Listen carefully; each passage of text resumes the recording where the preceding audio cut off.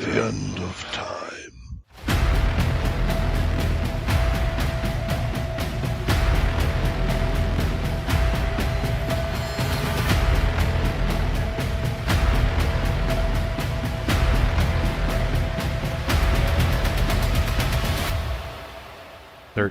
O'clock.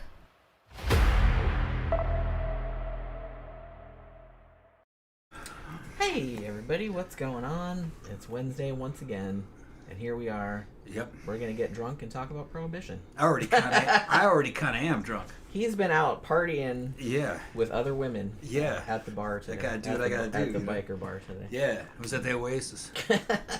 Yeah. My friend Megan moved back in town. She's a biker chick that I know. I made a video with her on my Instagram a couple years back. So she's back in town. She lives here now. We're probably gonna go out and fucking take her to the club. And then my friend Katie was bartending. She used to work at Mannequins. One of the golf clubs we used to go to. Yeah. I didn't know she was working tonight. I thought it was going to be Amy. I showed up and it was her. I hadn't seen her in a while. She didn't recognize me. Yeah, you look a lot different than Yeah, last time. because she hadn't seen me in about 3 years maybe. And she was like, but she was like, oh, I know who you are now. Yeah, you look different. I said, yeah. Her husband was there working. He works there too. He's working the shift after her, but they come to work together. But yeah, I had some tequila today. So Tom is already a little Jen's jealous inebriated because I was drinking before her. But I was sending her videos of what I was doing. Well, no, not so much that. It's like you get to go out and have a good time, and I'm like stuck here alone working. Not all the time. All no. the time. Most of the time I'm here with you. That kind of sucks. Yeah. It's like I would also like to go out in the middle. I of the had night to get and out just of go here, drink. man. Well, I would like to too, but I can't because I got you had to work. Money. Yeah. So that blows. Yeah. One day we'll go out in a couple days. One day I'll win the lottery, and then I won't have to do that shit anymore. Saturday, man. We're going out Saturday. Yeah, I know. Yeah. I know. But yeah, it's good. It's cool. But yeah, so I'm not so fucked up that I can't do the show though. yeah. Well, and you had a little. And we're talking about the same. We're talking about Prohibition. And you know, alcohol, all kinds of cool shit. Fucking Pop 77. He's in the comment section. He already mentioned that fucking Prohibition was the beginning of NASCAR. Absolutely. It was indeed. Which is kind of weird, but it's like right here in Daytona. Yeah, like not here in Daytona, but Daytona where I'm from, which is only about 50 miles from Yeah, here. it's just up the road. So yeah, you see, we'll get into that a little bit. Those effeminate Europeans, you know, their car racing involved cars racing. Our car racing involved criminal activity, running from cops. Yeah, that was the start. Running from cops, souping up your car to run from the cops. Souped up cars, so you can run from the cops, and it's filled with fucking bootleg liquor in the back. Then it got all official like. Yeah, see Gator, or fucking White Lightning. You know, that's a good movie. Burt Reynolds, bootlegger in his race car, running from the cops. Technically, Smokey and the Bandit was about Smokey bootlegging and the also. Bandit, yeah. Even though that wasn't, Even though Prohibition was over in both these movies. Well, yeah, but that's the thing. And here's something I did not know until I was researching this, is that some states actually didn't ratify the 21st Amendment, which was what overrode the 18th Amendment, which was Prohibition, until like the 50s or 60s. Like, I think Oklahoma might have been the last one to do it. They didn't believe in it. And the thing about it is that even to this day, there are still dry counties. Yeah, there are dry counties in Mississippi.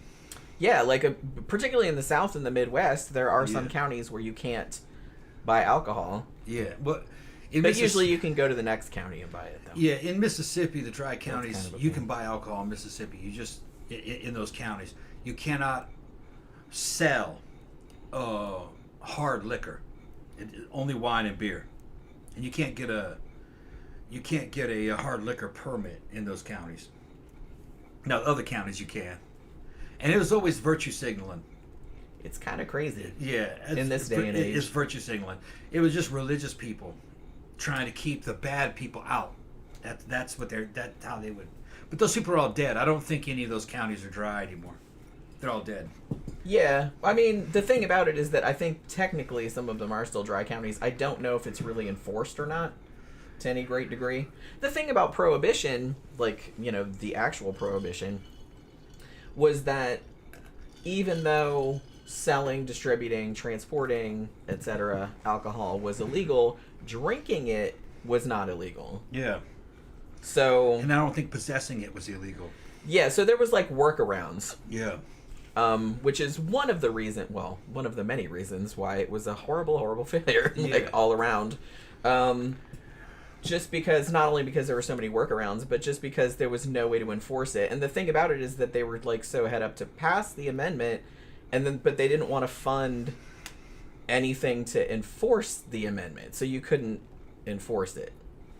Hence why everyone was just scofflaws during that whole time period. Yeah. Not everyone, obviously, but it was just so widespread that they're like, what's the fucking point of Prohibition's already bringing in the money. Who is? Oh, thank you sent a very super much. chat? That's the Shaby. Shady. Okay, what's that, Shady? Yes. Love this topic. Thank you Thanks, very guys. much. Thank you very much. Yeah. I've always been really interested because, one, I can't believe that it actually happened. And it went on for like 13, 14 years. Hard to believe. Before they were like, fuck this. You know what I mean? The lead up to it took a while. Probably for like a century beforehand. Like, people were trying to get it passed like for a long time until it finally happened. But the fact that it happened at all, like on a federal level, I could see like from county to county, like I said, or even state to state wouldn't shock me. But the fact that they did it federally and that it had like so much support, bipartisan support, at the time, like overwhelming. But the other thing too is that there were just so many. One, it changed the culture a lot, like just around drinking and bars in general, just around social culture in general. A lot of shit changed because of that. And also just how many unforeseen consequences there were. And if you'd thought about it for 5 minutes, you would have seen what those consequences would be. I'm not really sure why people thought that passing a law saying nobody can have alcohol ever would think that all of these people who were used to drinking much more than modern people do would be like, oh, okay, then I guess I'll just do something else. Yeah, no, that wasn't going to happen. Yeah, Americans don't obey laws. Not really. No. I mean, Cocaine's illegal. It just made it super expensive. And then you had dudes from Colombia fucking running around downtown fucking Miami with Mac 10s shooting it out in the middle that of was the same thing that happened with this. Yeah. You know, like I said, the same They're thing not- is playing out the war on drugs, exactly the same thing. Yeah. You make stuff illegal that people want, Yeah. you know, and it's going to make it expensive. Yeah. That's going to bring in organized crime and Yep. gangs and all this other kind of shit. And Yeah. it's going to just make it horribly expensive and Yeah. just a shit show all around. It's like, you know, Europeans and Japanese, the Japanese will comment on Americans' fucking culture about guns. Like, well, why don't they just make him illegal? Oh, if you made him illegal, then you just have machine guns, and the prices would go low. Because it's easy to make machine guns, it's easy to make ammunition. Organized crime would get involved. And that would mean that anybody could get their hands on a machine gun. Because why would you buy a semi-auto when you can buy a full auto? You know? And you'd be able to get suppressors and machine guns and all that stuff. I mean, our organized crime here are organized. I mean, they make fucking submarines. You know, Well, and they make tanks. The thing about You know? all the, you know, the mafia, the gangster mob movies that everybody loves so much, Yeah. organized crime, the mob, they were a thing before Prohibition, but Yeah. Prohibition made them Rich. a thing, and Yeah. it made them like a lot of money. That was like the start of it. Before Yeah. that, they were kind of just a little more small time. They were just kind of Yeah. involved in extortion rackets, prostitution, gambling Yeah. rings, that kind of shit. But it was all like pretty small time. Yeah. But when Prohibition started, they were like, woohoo, we're going to make all kind of money off this. And they Yeah. did. Yeah. And as soon as they become rich and powerful, politics get involved. Well, yeah, that's Politicians again. want that money, so Yeah. they get them to run their campaigns. And then that like fueled a That lot of fuels them. corruption and like Yeah. And then the next thing you know, you got Mexico. And in Mexico, the cartels run Mexico. The government of Mexico is beholden to the cartels. That is absolutely true. They have a fucking city in Mexico that is nothing but just giant palaces. They look like they look like museum. They look like fucking like fucking Miami. Fucking what's a giant house? Not a palace. A mansion. They look like a Miami mansions, but they're actually tombs. They're tombs of dead drug lords. It's the fucking wildest thing. But they run the government of Mexico. The president of Mexico, she can't go against the cartels. They'll kill her. And it's because they're richer and more powerful than the Mexican government. Well, like I said, that's the exact same thing that happened with organized crime. Yeah.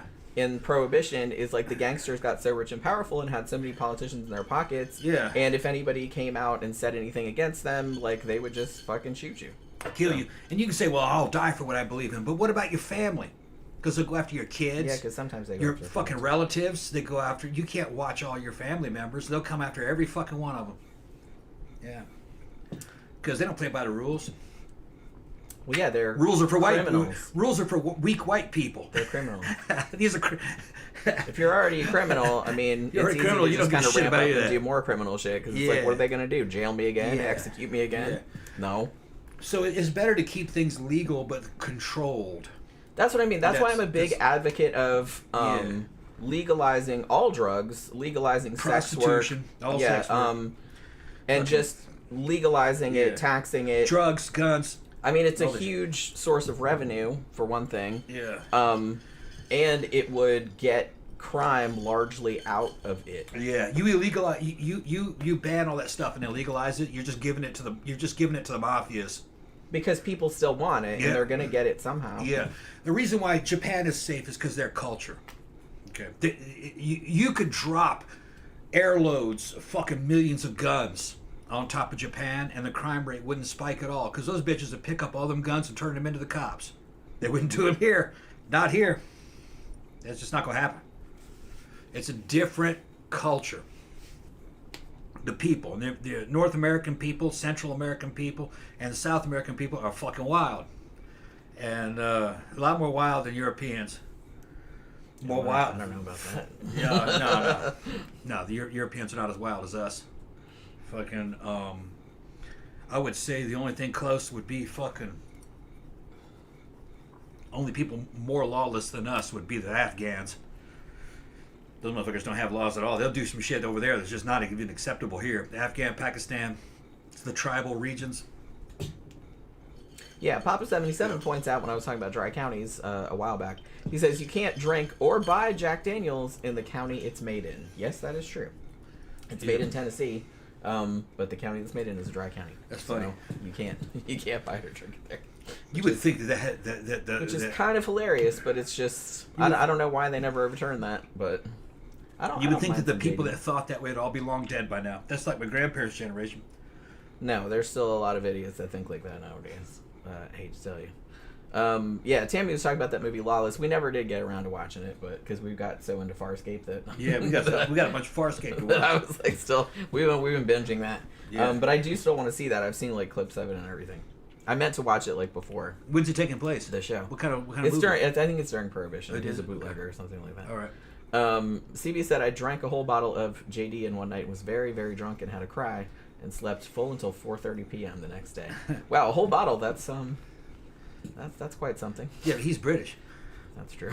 Yeah. Yeah, that's really not that much. That's well, nothing see, for yeah, you. that's the thing, because what Tom was saying before, because he's like, when I was saying that I can't believe they passed Prohibition, I mean, in the context of the era, and like I said, it actually did take a long time for it to get passed nationally. I said, you have to understand that in the context of the time, people used to drink a fuck ton more than they do nowadays. Yeah, she would describe it. And I said, well, damn, that's European levels of drinking. In there, well, yeah, because I mean, some of that was fueled by immigration, because Yeah. immigrants did tend to drink more. But the thing about it was, even going back to the fucking Puritans, like the Puritans drank a fuck ton of beer. Like it was just accepted. In their defense, probably a lot of the water was not safe to drink. Yeah. Particularly in cities. But, so they're like, well, they drink beer instead. But they drank beer. They had alcohol for their army rations. They had alcohol for breakfast, lunch, dinner. Like, it was just accepted that everybody just drank a fuck ton. And it was, like, not weird. Yeah, Americans do not drink that much compared to Europeans and especially Russians. I mean, there's a Russian girl I know, and I showed her how much vodka me and Jen drink. And me and Jen will go through a fifth of vodka every 2 weeks. Yeah, roughly. And she just laughed at that. She goes, oh, no, a Russian guy here will drink one of those a night. I believe it. Yeah. And I was like, really? She goes, yeah. She said, my boyfriend or ex-boyfriend could drink one of those a night. He'd be just fucking all insane, dead drunk. And they would drink that regularly. I would probably die. Several times a week. Because I mean, I just drink a lot, but not that much. I didn't realize that Russians drank that Goddamn. much. Yeah, because we'll buy a fifth and it'll last About a 2 couple weeks. Yeah. Between two of us. Yeah. You know? And, you know, we go out and We get fairly plastered. Yeah, like that's on only once a Saturday, week. but That's that's only only once once a week. Yeah. So we do drink a lot when we go out, but... And it's not so bad that I can't drive. Well, it's not so bad that we don't... that we can't walk or we Yeah. can't remember. Like, we're still coherent, you know what I Yeah. mean? Like, so... You know, we're not, like, stumbling around. Or, Yeah. I think the average American that drinks pretty responsibly, I think, compared to other cultures, from what I'm finding out. You know, when I was in the army, I saw Koreans in Korea just drink themselves just stupid. But they didn't have cars. They were riding in trains, Yeah. you know? But you can't do that in the U.S. You got to drive. Well, yeah, and... Everybody drives You here. don't usually see... Well, at least the places we hang out. You don't usually see people so inebriated that they're just, like, falling down or puking in the parking lot. Yeah. Or you don't see too much of that. I'd see Koreans just drunk, laying down their legs spread out in front of them like babies, and their buddies slapping them. Pow! Like, trying to every get 'em now up. and then in Pow! downtown Orlando, we'd Yeah. see, like, some poor girl that Yeah. drank too much They're dragging her because it out. was her birthday or something. Yeah. Like, she's, like, hugging a pole. Yeah. But it's like... You didn't usually... Most people were still upright. Yeah. Like, some people were kind of shaky, but they were, They like, got a still whole pretty upright. channel of British girls in London. I think they said it. I think they said it was. It wasn't Rochdale. Somebody said what it was. And they're going down there to go to these nightclubs to go meet footballers. And they're wearing these short fucking dresses, just ass cheeks hanging out, slits up the side, kind of like something you'd wear to bed, right? And they're just drunk off their asses, falling, trying to get back to their cars, landing on their asses, fucking legs spread out. You can see right down their fucking pads, fucking their purses and shit. They were all dressed up with heels and everything, Yeah. and just stupid drunk. Stupid drunk after the. It's kind of funny, you know, Yeah. to us, you know, but you, you go, man, that's a big city. That you can't really do that here in the U.S. It's kind of putting yourself in danger. Yeah. I mean, you know, that's rape bait. Unfortunately. I mean, you could just grab her and just drag her off. She couldn't. Those girls yeah. couldn't even fucking She wouldn't defend know what was going on, themselves. yeah. You know, that's. I was just like, damn. England's has a fucking low barrier to survival. You couldn't do that in half your American cities. Well, you probably shouldn't do it over there either. Probably shouldn't do it over there. Yeah. You shouldn't do it over there. Yeah, you're gonna get ran through. So You're gonna end up behind a dumpster. Not victim blaming, but Yeah, most women here know better. Just you did that here. You're putting yourself. In danger. when I used to go out by myself, Yeah. I would never have more than a couple for that very reason. Because I knew that I was like gonna be walking around by myself. Now, usually I had friends. If you're that- in groups, it's different. yeah, like because so like people is gonna watch your back. And Yeah. shit, but It also depends on where you are. that But in a downtown area, in a high crime downtown areas in the U.S. are high crime zones. You know, where we went back when in Orlando, there was a shooting every other couple weeks, and you can catch them on video. You can go on YouTube and see the shootings. They're dumb, you know, just no reason. Two dudes fighting and one black dude just shoots another black dude in the side of the head in the middle of a fucking crowd with cops right there. You know, shit like that. But you just gotta watch it. I wouldn't say America is particularly rapey, but you can't trust people you don't fucking know here. You don't know who's out there. You know, and some of the shit I've seen fucking from Europe, it's like the shit that you see in Tokyo. You'd see girls fucking wearing skimpy outfits, sleeping on the street because the trains are closed. And over there, that's perfectly safe. which is crazy. Because that's Tokyo, yeah. They're just sleeping on the street. There'd be like 7 or 8 of them all just sleeping on the sidewalk.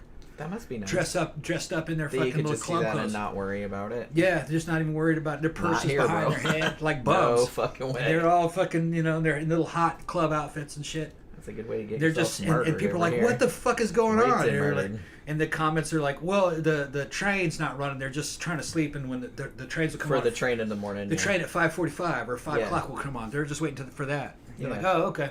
Fair enough. Yeah. Like I said, it must be. But, nice. you know, Japan's real safe. You know, homogeneous. They're all Japanese, so they all just kind of watch out for each other. I mean, they got murderers over there too, but it's like much rarer.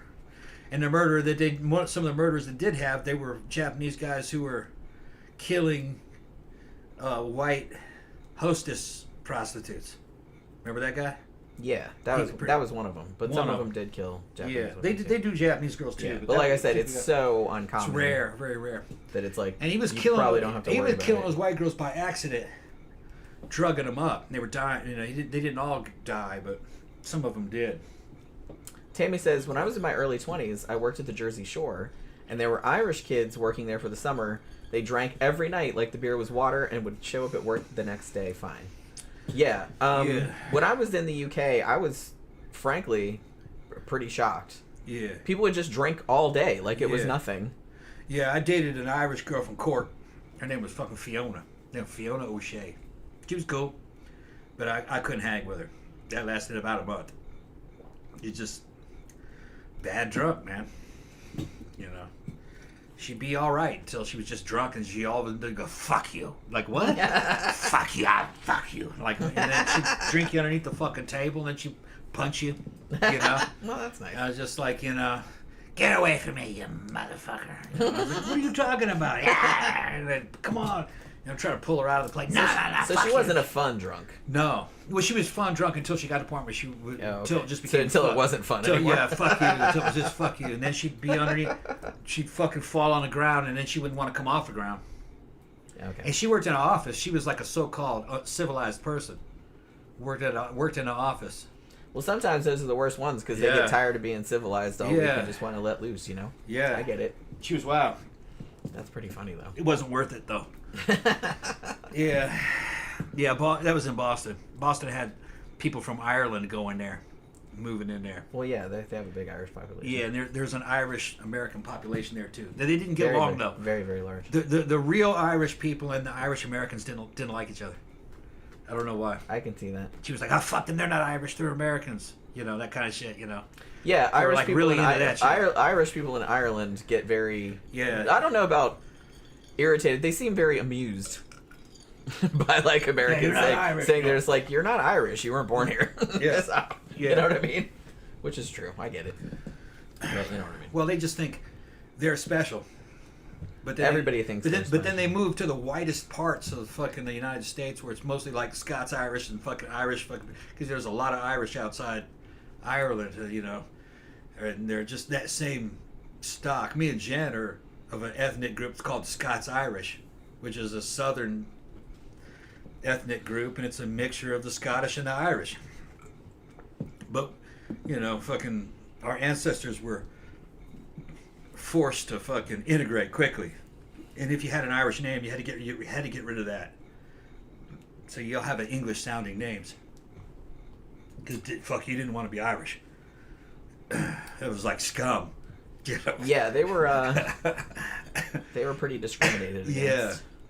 Yeah, the newspapers of the time said the Irish were only good for two things. That's the men were good for thieving and the women were good for whoring. That's all that, you know. They said some pretty terrible they were just blatantly fucking. And honestly, one of the weird thing about Prohibition was that it kind of brought together people of different political persuasions that normally wouldn't agree on shit. And one of the things that was kind of low key behind it was anti-immigration sentiment. Yeah. Which I think doesn't really get brought up all that much. But one of the reasons for it and why a lot of people were for it was because, like I said, they kind of low-key framed it as, you know, all these immigrants coming here from these drinking cultures like Ireland and Germany and stuff like that, and they're just getting sloppy drunk and they can't work and they're lazy and they're beating their wives and blah-de-blah. And so there was a thread of that running through it also. And like I said, the Irish... Well, and once the U.S. got into World War I, Germany got into the crosshairs, obviously, for obvious reasons, because they owned most of the large breweries in the U.S. at that point. German immigrants did. And the temperance movement really had a thread of proto-feminism involved in it, too. I did want to get into that a little Yeah. bit, like when I get into kind of. It was women telling men to stop fucking drinking. Which, like I said, and in the context of the time, I get it. Like, I get where they were coming from, and I get where they had a reason for it. But like I said, I feel like the solution they were proposing, which was total abstinence, is never gonna work. Like, and a measure that extreme is never gonna work. No. You know, that's all. Yeah, if you ask me, in my lifetime, the thing that really changed the drinking habits the most was showing high school kids films of people being killed in fucking drunk driving accidents. Man, I remember those and all movies. the dead bodies. Do they still show those in driver's ed? That's then you. Holy crap! That's the first thing they show you. Those were horrifying. Yeah, we're trying to get our driver's license in high school, and they're fucking showing all them fucking dead bodies, and they fucking throw that dead body on the ground, and the fucking face is falling off. I remember with a that broken one. Jaw. They're like, whoa. Did you see Blood on the Highway? That's a classic. I think that might have been in the name of it. I still vividly remember the one with, it was an older couple, if I remember correctly, and they drove off an overpass, and their car like blew up or it caught on fire, and so their bodies were nice and crispy. Yeah. So they got a good close up on that. I remember. So the whole class was like, where they pulled the guy out and his fucking bottom jaw was fucking hanging open. They show you that, and then they show you that special. How much alcohol it takes for you to fucking get nailed in a breathalyzer to lose your driver's license. Yeah. And losing your driver's license in the fucking in the United States is catastrophic. That's the it's like when now you have to life. take the bus. No Yeah. way. Like, unless you live in an actual city that has actual public transportation. There's no public transportation. Yeah, if you live in Florida, good luck. Yeah. We have buses. They suck. It takes about an hour and a half to get fucking anywhere. Yeah, it's fucking people on there. It's like going to prison. Pretty much. You Like, don't well, wanna go in because there. I didn't have a car for a long time, like in my 20s. Yeah. So if it was, I'd usually walked if it was under 5 miles. Yeah. If I had to take the bus, like I said, it would take an hour to go anywhere, and there were always weird, stinky perverts on there. And Yeah. it was always pretty it's like going scary. to prison. The fucking Like, somebody always smelled like pee. Yeah. You know what I mean? So, driver's education, showing dead bodies, and losing your driver's license, and you having to ride that fucking bus was enough to fucking keep most people from On the drinking straight and too narrow. much. From drinking too much. And Yeah. really, that's all it takes. Be hard to do in Europe where they're all taking fucking trains. Yeah, because it's But like they're there's like no punishment. I mean, well, here, like, Here, if people, if they know that they're going to be out drinking like excessively, like I said, if it's somebody's birthday or something, usually they will call an Uber. But I kind of feel like that. But I think that's good, because I think the thing about it is that what Prohibition tried to do, it's like, I'm going to say, like, in a small way, I think their heart was in the right place. Because it's like, you know, these people are just being drunk and useless and beating up on their wives and they can't show up at their job and all this other kind of shit. So it's like, so I get that, but proposing that everybody just stop immediately, like, oh, we passed a law, and yeah, that's not going to work. You have to educate people. You have to get, I mean, moderation, because people can drink in moderation, and it's fine. They'll be fine. But like you said, I think education is just like, hey, if you drink this much, like, this is going to happen, or, you know, it's not going to work on everybody, but that's obviously better than just saying, no, nobody can do it ever. It's like, that's not going to work. Everybody's just going to do it anyway. Yeah. Obviously, because that's what happened. Moderation is the key. Yeah. And even in the United With anything, pretty much. Even in the United States, look, you get pulled over by the cops, and it's a weekend. If they ask you if you've been drinking, you tell them, yeah. You lie to them, you're going to fucking jail. They're going to take your shit. You go, yeah, I've been drinking. Well, they're going to say, well, how much you been drinking? Because, no, I haven't been that much, and I've been dancing all night. I had like 4 or 5. But I feel good. I should be okay. A lot of times they'll just give you a quick field sobriety test. And if you seem like you're all right and you weren't driving crazy, they'll let you go. It's happened to me before. Not recently. Last time I talked to the cops when I was drunk, I was going down the wrong way on a fucking construction zone out here on fucking I-4. And saw the cops. What happened to the fucking road? Oh, no, it's shut down. Jen was with me. Yeah. Remember that? Yeah. Because I wasn't hiding anything. They didn't do anything. They didn't give a shit. I was like, the last time we got Florida pulled, isn't real strict about that. the last time we got pulled over by the cops was like before we weren't drunk. We were on the way to the club. Yeah. And we got pulled over. I don't even remember why. If you're in a cool area, They know people are drinking on Friday and Saturday night. They're just looking for people who can't drive. They're looking at cars like that. You know what I mean? They're gonna get you. So you got to police yourself. You know, as long as you're driving where you're staying on the road. Well, yeah, I mean, they can only pull you over if you're plowing over people's mailboxes. Yes, and stuff or like you're that, swerving. Someone's gonna notice. And you're swerving and shit. Fucking, they're gonna pull you over. You know, so just Yeah. But like I said, I kind of feel like it's a lot because people are a lot more aware of the dangers nowadays. Alcohol is obviously a lot safer than it was back in those days when it was adulterated with God knows what. Yeah. You know, and people drink a lot less on average than they used to. And usually people just drink like when they go out or like in the evenings or something like that. You don't really, I mean, unless they're an alcoholic, you don't really see people just drinking like as soon as they get up and like, hey, I'm going to go to work like plastered and all. But people used to do that back then, and it was like kind of okay because like everyone sort of did it. Yeah, it's weird. Like it was just kind of accepted. Let's go ahead and get into it then. Well, yeah. So I mean, we've been kind of going around Getting around it, yeah. the little topic, but yeah. So I'm gonna say like in the early to mid 19th century, from different sources that I saw, so the average American consumed between 5 and 7 gallons of alcohol a year per person, which is a lot. And like I said, it was a lot more accepted then, that you were just gonna get up and you'd have some whiskey or whatever with your breakfast. You had a break at work and you had like a beer break. 5 gallons didn't even actually sound that much. Well, see, that's what I thought. I mean, I guess like it is because I was like, I'd probably drink 5 gallons all Yes, by myself. yeah. Well, I don't know. Like, I'd have to like add it up. Because, well, a lot of that's soda. You know what I mean? It's like, there's only that much alcohol. Well, we go through what, a fifth? That's a fifth of a gallon, right? Yeah. Every 2 weeks. Between two of us. Between two of us, oh yeah. So that may So be we probably... I will admit that we probably drink more than the average American. Because the average American, I think the average nowadays is between 2 and 3 gallons a year. Yeah. So what I'm saying is people used to drink like a lot more than people do nowadays, on average. Obviously, I bet you a German drinks a lot more than that. And what are we talking about? We're talking about 100 proof alcohol. See, I'm not sure. I don't know if that's like all across. Yeah, I don't know if that's across all alcohol. Like, are we talking just like beer and wine, or like hard spirits? They or must like, be talking what about 200 proof pure alcohol. I don't know. I think that I was under the impression that probably could comprise like all alcohol, which, like I said, Yeah, but they're not all the same. That's what I'm saying. But they're not all the same. Pure alcohol is 200 proof. But they're not all the same. So they must be talking about the equivalent of 200 proof. I can understand that. 5 to 7 gallons, 200 proof. That's pure alcohol. It can be broken down into a bunch of beer, or a little bit, or whiskey or vodka. Which would be mini fifths, couple fifths a month.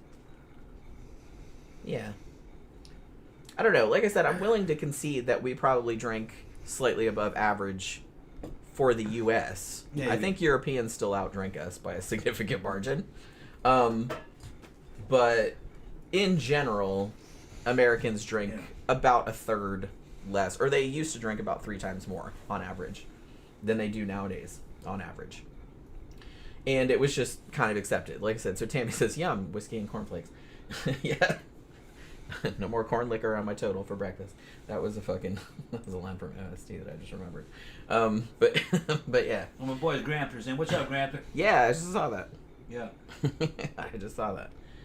So, because of this acceptance of alcohol, and I was watching this one documentary that basically said, it was actually pretty common in the 19th century to just, particularly in cities, to just see dudes just like passed out in the street.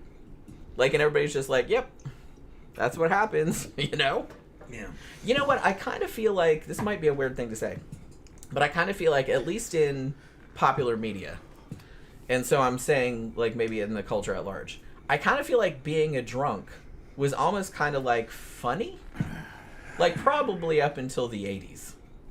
Because if you see like some sitcoms and movies and shit like that, like from the 50s and 60s and stuff, like the drunk was always like a funny character. Like it wasn't usually like tragic or, oh man, the dude's an alcoholic or he's got problems or anything like that. It was just kind of like, oh, he's drunk again, so funny. He's just like passing out the street.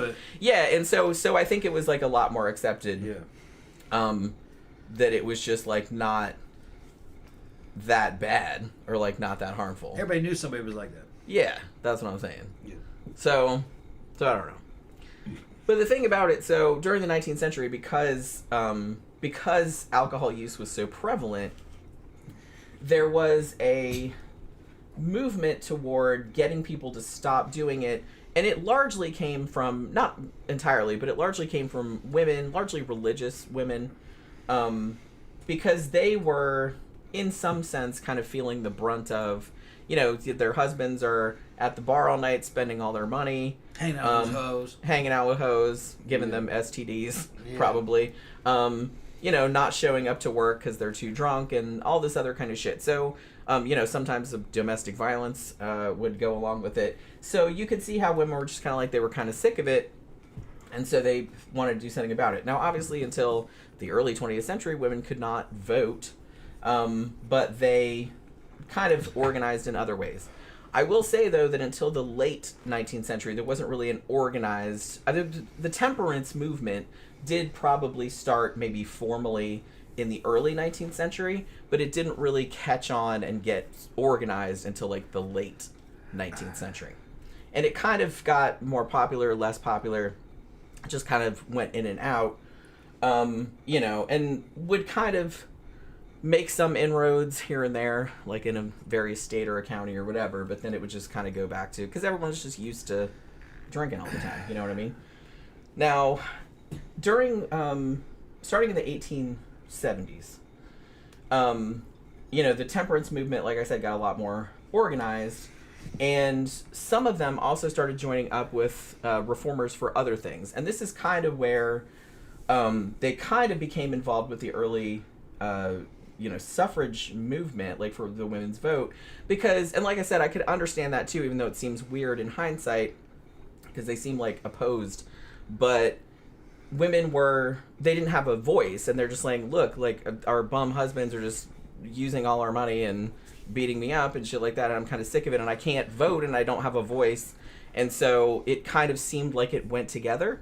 So I could kind of see why those two factions, like, joined forces, like, in the context of the time. So the first one to kind of start and get any kind of traction was the Women's Christian Temperance Union. And that was, like, pretty... The thing about it, I think the first woman that started it, she was kind of very...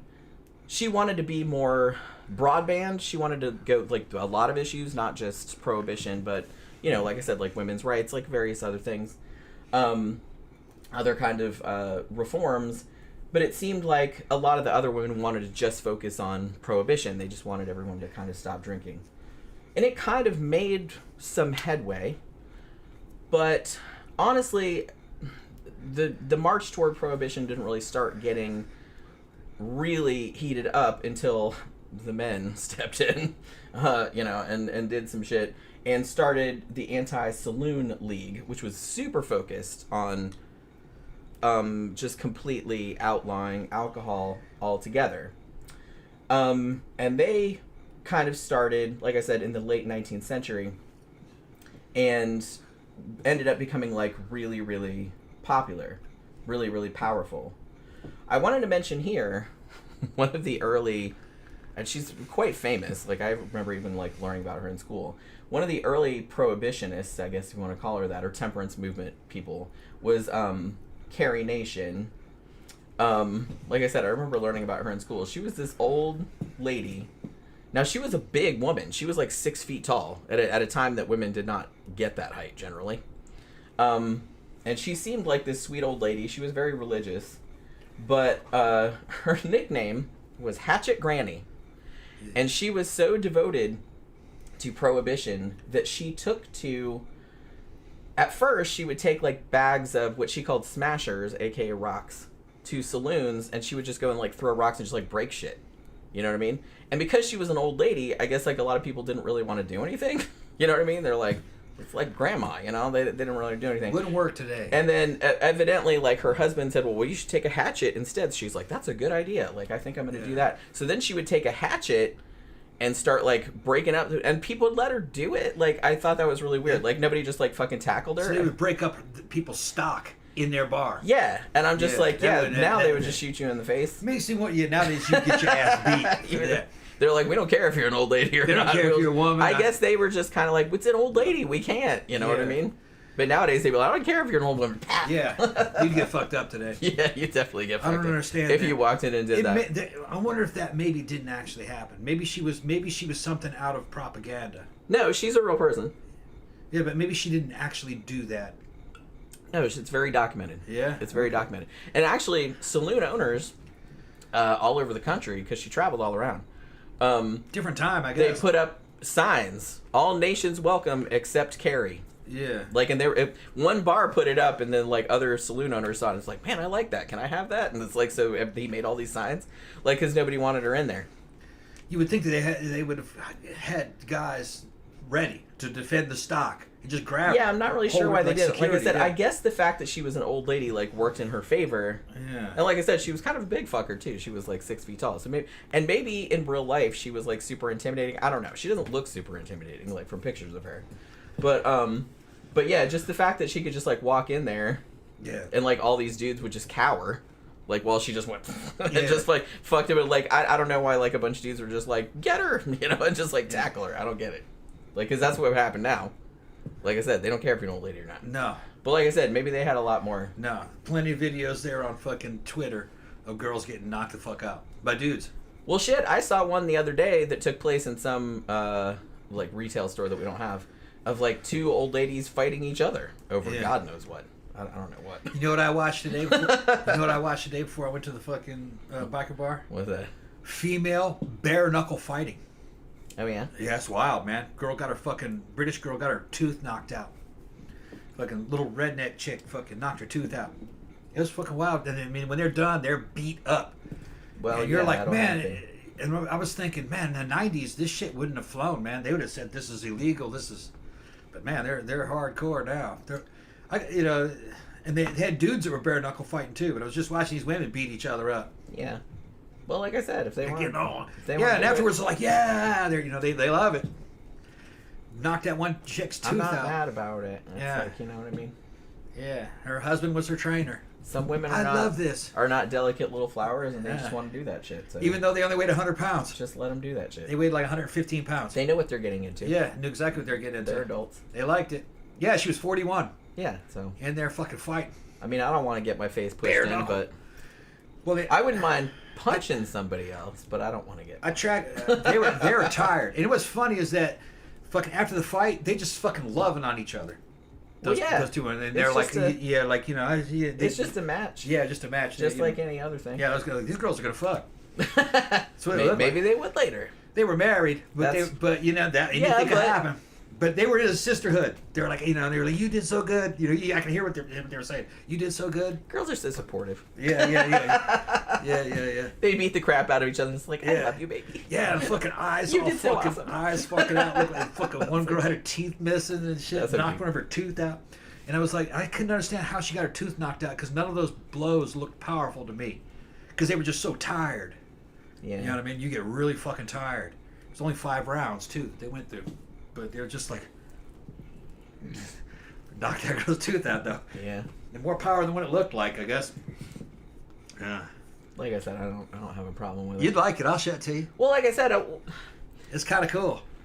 Like I said, the whole reason we got on that discussion was because we were wondering why nobody just, like, popped Carrie Nation in the face. Yeah. When she just came in. Because she was apparently a terror, like, all over the fucking... Everybody knew who she was. She was real famous.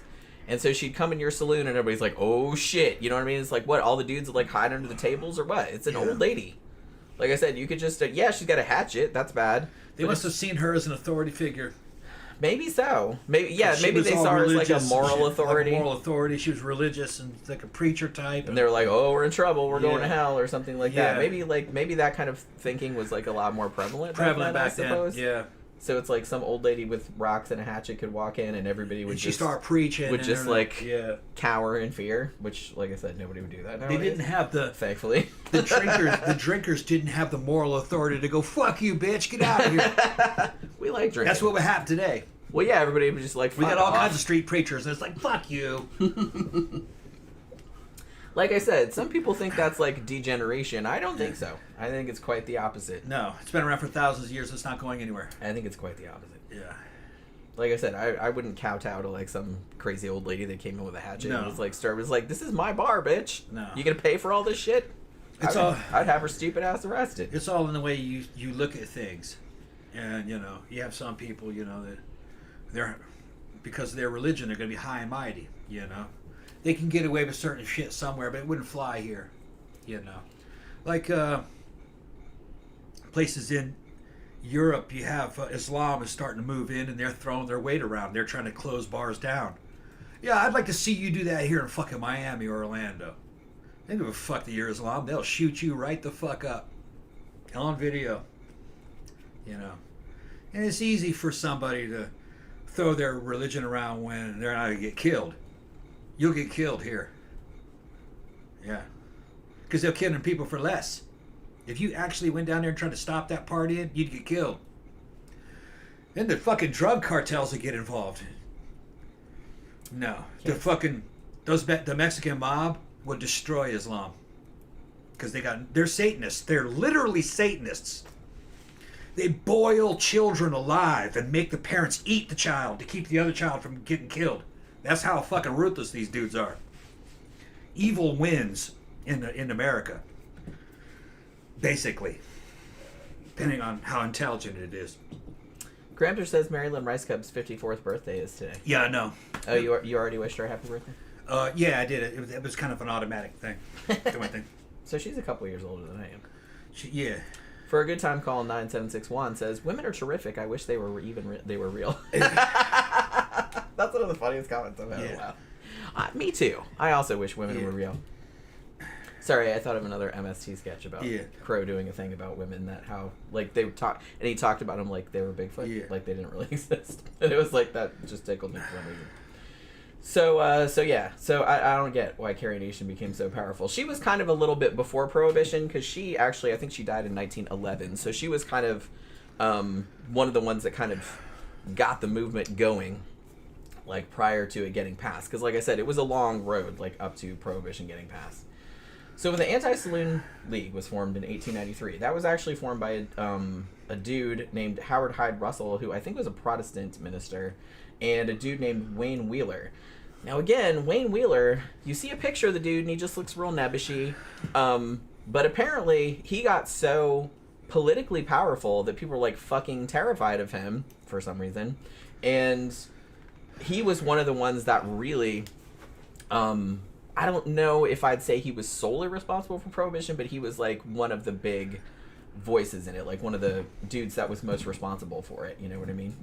Now he was a lawyer, and they were able to actually kind of take over, sorta, the state legislature in Ohio, and they actually ousted the governor there who was against the temperance movement.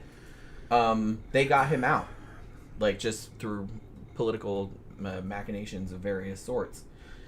And as that went on, like they started getting more and more powerful, like nationally, to a point where, like I said, for whatever reason, people were just like quaking in their boots at, well, I think that because of the arguments that they were using, because you have to think too that this was the Industrial Revolution, right? And big industrialists were also on the temperance train for financial reasons, because they're like, hey, we don't want all of our workforce being drunk off their asses all the time, like operating this heavy machinery, like, and not showing up and all this other stuff. They wanted efficiency in the workplace. So it was there to their benefit, like, to have people not be drunks. So a lot of industrialists, like, you know, powerful billionaires and stuff like that, were also behind the temperance movement as well, So they also had that going for them. So that might have been We got a male prostitute in there part named of the Juan. reason. Who's Juan, the male prostitute? He says women aren't real. That's just funny. Well, yeah, that's what I was laughing That's at funny, yeah. earlier. You know what I mean? Yeah. Like, yeah, that's pretty funny. Now, see, okay. The thing about it, though, was that some were reluctant to get rid of alcohol entirely because the production and sale of alcohol was a massive, massive tax revenue for the government. Some sources I've seen said at the time, like early 20th century, was as much as 40%. I don't know if it was that high, but it was high. Like, I think it was the 5th largest industry in the United States was the production of alcohol. So they were making a huge, huge, huge amount of money off it. And so a lot of the government were like, man, we don't want to lose all that sweet tax revenue, like from all that alcohol production. Like I said, and a lot of immigrants that had come here were like particularly Germans that opened breweries and things like that. So so they were getting a lot of money for that. And they didn't want to stop the cash flow. However, right around this time period, in fact, in 1913, was when the federal income tax was created, thus giving the government another large source of revenue. So it kind of opened the door for, oh, okay, well, maybe we don't need all that alcohol revenue anymore because now we have this other, so that was another thing that made it a lot more likely to happen around this time period. So, like I said, I didn't realize that alcohol was like the 5th largest. I think it was the 5th largest industry, like at the time in the early 20th century. So it was a massive, like I said, people drank a lot, like way more than now. Yeah, the feds made money off tariffs.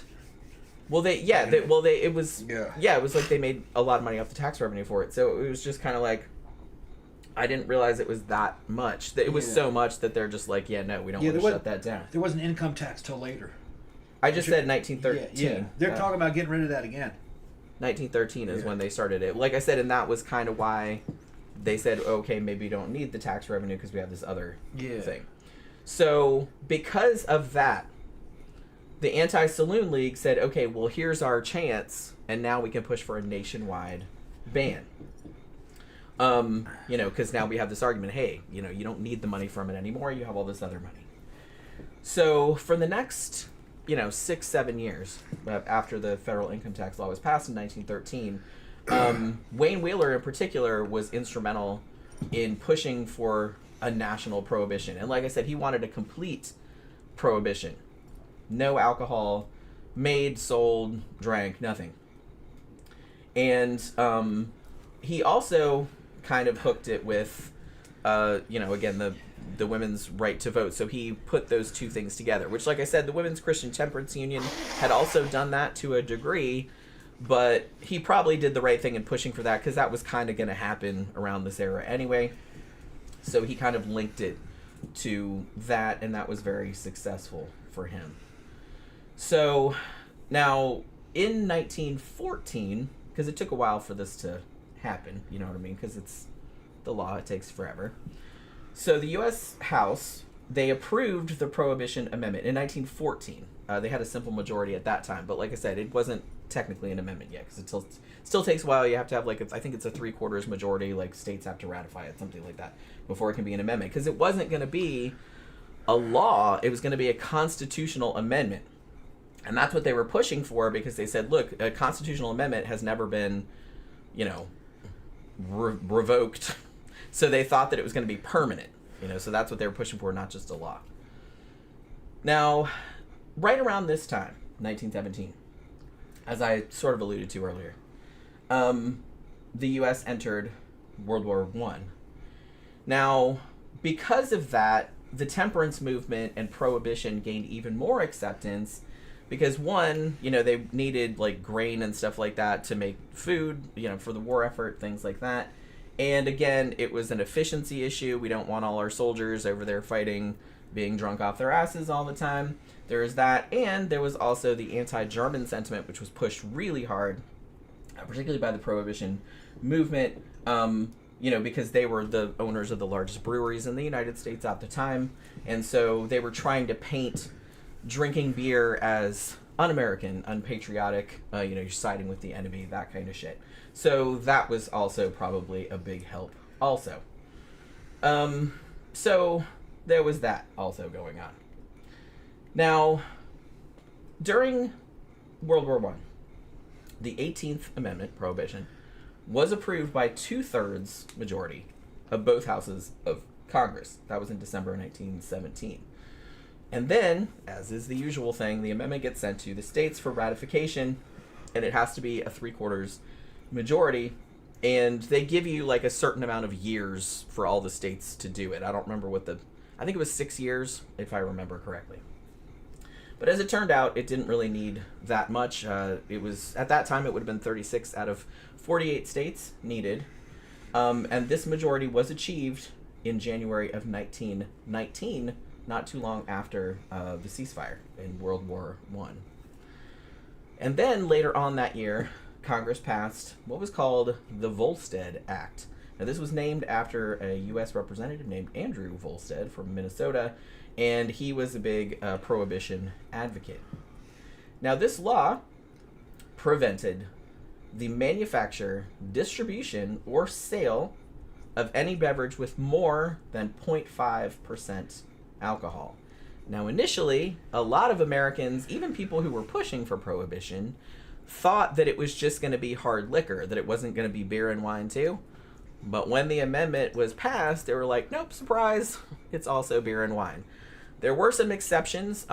Drinking alcohol was technically not illegal. You just couldn't make it or sell it or transport it. There were also exceptions for, obviously, like communion wines and shit like that, like religious kind of wines. Which, like I said, that's a big fucking loophole. There were also, this is kind of funny, there were also exceptions for medicinal uses, because at the time, doctors would prescribe whiskey for pain and things like that. So, as you can imagine, after Prohibition, prescriptions went way up. Medicinal whiskey. Medicinal whiskey. Yeah, well, that was the thing. They were doing that beforehand because everyone's like, oh, it's good for you. You know what I mean? But after Prohibition, because there was that exception, people would go to their doctors, and of course, doctors would be like, yeah, okay. You know what I mean? Yeah. It's like, if you pay me, I'll write you whatever prescription you want. So it went up like 1,000-fold or something like that. Like how many fucking prescriptions there were for it, which is kind of hilarious. And I believe, I don't know if this is true, but I'm sure this probably happened. I'm sure that like a lot of Catholic churches and stuff that had like all the wine, the blood of Christ and all that, I'm sure they were probably like selling that shit out. Probably. Probably. I'm sure they were. Yeah. Why wouldn't you? A gift from the Lord. Yeah. Yeah. It's like, let's just go out in the alley behind the church. Yeah, like, we'll give you some extra blood of Christ. Yeah. Like for however much money. That's right. You know what I'm saying? Yeah. Here's some crackers. Some crackers. Here's some flesh for you. Some crackers to go with. So there were exceptions, obviously, but on the whole, it was a total ban. Now, the thing about it too that I had actually forgotten about was that because there was a delay between the ratification of the amendment and the implementation of the Volstead Act, there was like almost a whole year in there where you could stock up on alcohol. It was still legal to buy it. So people that had the money, rich people, business owners, stocked up on the shit. Because like I said, you could still drink it. Yeah. You could still drink it. It wasn't illegal. You just couldn't sell it. So that's what a lot of people who had the means did. They just stocked a whole bunch of it up. Now, meanwhile, businesses and shit like that couldn't do that were kind of in trouble. A lot of them, I believe, like half the breweries had to close. They laid off like thousands of people, which not great for the economy, obviously. And some of the businesses actually ended up surviving. I believe Pabst was one of these, by segueing into making cheese for a little while, until like Prohibition was passed, and they kind of like kept afloat. Some saloons and stuff like turned into like ice cream parlors or like soda fountains or something like that. I imagine those girls were so happy. Oh, look, there's soda fountains now. You know what I mean? Yeah. So it's like some businesses did weather it, but about half of them did go under. Now, was like, because- cocaine illegal by this time? You know what? I'm not entirely Thought it sure. was. I think Probably it was because, yeah, that was like early. I think that was early 20th century or late 19th century. Yeah. The cocaine was. Because a lot of that soda had cocaine in it at the Well, beginning, yeah, like Coca-Cola. well, yeah, that's why it's called Dr. Pepper, it'll pep you up. You could buy cocaine over the counter. Yeah. Like it was just like a painkiller Yeah. just for whatever. So they prescribed it. It wasn't weird. They prescribed heroin too. Yeah. So a lot of that. I mean, I watched a whole documentary about like all the sodas that started, and a lot of them started out either as like health drinks, quote unquote. They were energy drinks, man. Or like energy drinks, but they Yeah. all had drugs in them. Yeah. Well, they made sense. You sold them in saloons when they first came out. And when you drank too much and you fucking started to slow down, they give you something to pep you up. Give you some Dr. Pepper. Yeah. Give you some of that Coca-Cola. They Yeah. give you one of those free on the house, and then you'd fucking pep right back up. Woohoo! And then start drinking buying again. more booze. Yeah, it was a good. They knew what they're doing. It was a good business model. Energy drink, goddammit. That's what it was. Yeah, so they just replaced the cocaine with caffeine. Yeah, which it's not quite as It's not as strong. strong, but I mean it's the same reason that like energy, like that's why they mix Red Bull with Yeah. all the shit out. Even though I hate. Oh, it. Red Bull vodka is fucking wonderful. I love don't it. like Red Bull. I love it. It tastes like ass. I like Jenny doesn't like energy drinks. I like them. I like energy drinks. I like them. I The like only- Monster too. The only one is it? I don't think it's Monster. Is it? The one that has the tall coffee. Yeah, it's Monster. Okay, that one's okay. Yeah, the Java. That one tastes The okay. coffee drinks, yeah, they're They good. have three different Three flavors. ones, The yeah. mocha one tastes okay. The other two taste kind of weird to me. But the mocha one's okay. Yeah.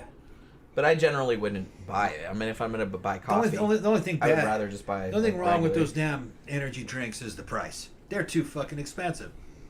Yeah, $5 for a drink. They are very expensive. Yeah. Well, and like I said, I don't. Basically, it's know how much $5. It's like fucking $4 something. I mean, shit. If I'm gonna pay like $5, $6, $7, I'm gonna get like a fucking cocktail. You know what I'm saying? Yeah. I'm not just getting a can of fucking Red Bull. We got these Circle K's here. You can get iced coffee on tap there. It's fucking good. It's better than Starbucks. And Well, then there was one in there I got the other day. It was what was that shit called? Some Central American shit. Man, it was good. It was like spicy cream Oh, tea. you got a And it came out of the you got a horchata. horchata. That Yeah, shit they was had a good, horchata man. in It's in the drink in dispenser. the in the big gulp. It's not. It The big wasn't. gulp It's can. not a 7-Eleven, so it's not a big. What do they It's a call it? Circle K. What is Circle? No, what is Circle K called? Freeze pop, ice I don't pop, know. something. They have a different. It's It's not like a big old it's fucking not thing, big and it's gulp. right out of the horchata.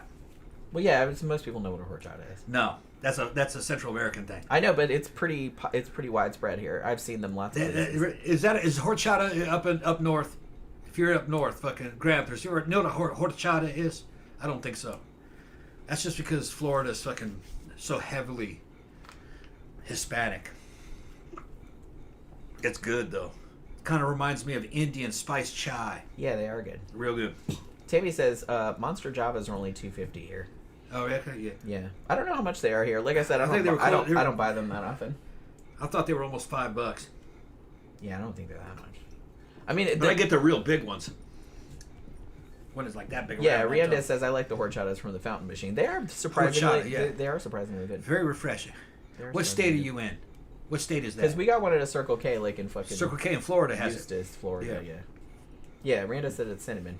Cinnamon. It's like cinnamon tea, cream tea. It tastes like Indian chai. A little bit, yeah, it does. Like chai, yeah. It's a similar Similar. flavor profile. Yeah, Full Metal Nosferatu said Moxie soda was called nerve medicine. Yeah, I remember that. Like I said, there's the history of like soda is fascinating. Yeah. Like all the shit. Like they almost all started out as like quote unquote medicines. Medicine. Like not really, but Energy drink. which is kind of funny because now it's almost become kind of full circle again. Because I was just watching a company man last night, and he was talking about the kind of the latest trend in sodas with like Yeah, probiotics. with like prebiotics in them, Prebiotics, like yeah. poppy and stuff. Yeah. And so it's almost kind of like, hey, soda, but it's good for you. They Like, were and always- they have like less sugar and They stuff. were always supposed to be that. yeah. but So when it's they came like I out- said, it's kind of like full circle. Yeah, so it's kind of I think they're interesting. just remembering their roots. They were always medicinal energy drinks. Yeah. In the 1800s, the thing is, the medicine in the 1800s, it was coke. Yeah. Cocaine. Which is kind of technically medicine. It's medicine. Made you feel better. Technically. Gave you energy. You go, Yeah. yeah, I'm ready. All right. It worked. Yeah, Tammy Gotta bring said, that shit back. Tammy said they have horchatas in Pennsylvania. Okay. Like I so said, horchata went all the way up to Pennsylvania. I'm pretty sure they've had those for a while because I remember hearing about those a long time ago. All right. I just thought that was a southern thing. No, it's not a southern thing. I'm pretty sure they have those everywhere. That shit's good. But yeah, it is. They are really good. Grunther says Detroit was a major entry point for whiskey coming in from Canada. Yeah, that was a big thing. Much of it was smuggled in by a group called the Purple Gang. Yeah, I was just reading about them. Yeah, Jewish gang. Who were Jewish. People Yeah. today still think about how violent they were. Yeah. Yeah, they were quite famous for. Yeah, the being, like, bootleggers. The Italians here, they got famous for, fucking Prohibition, fucking, what's his name? Ooh, Al Capone. Al Capone and all those guys. And then the Irish were also involved. But the Jews are forgotten. But Yeah, they had gangs. the Jews were in there too, yeah. Jews are going to go wherever the money was, and that's where the money was. The tough guys. I mean, everybody that was a criminal Yeah. that wanted to make some money got in on this shit.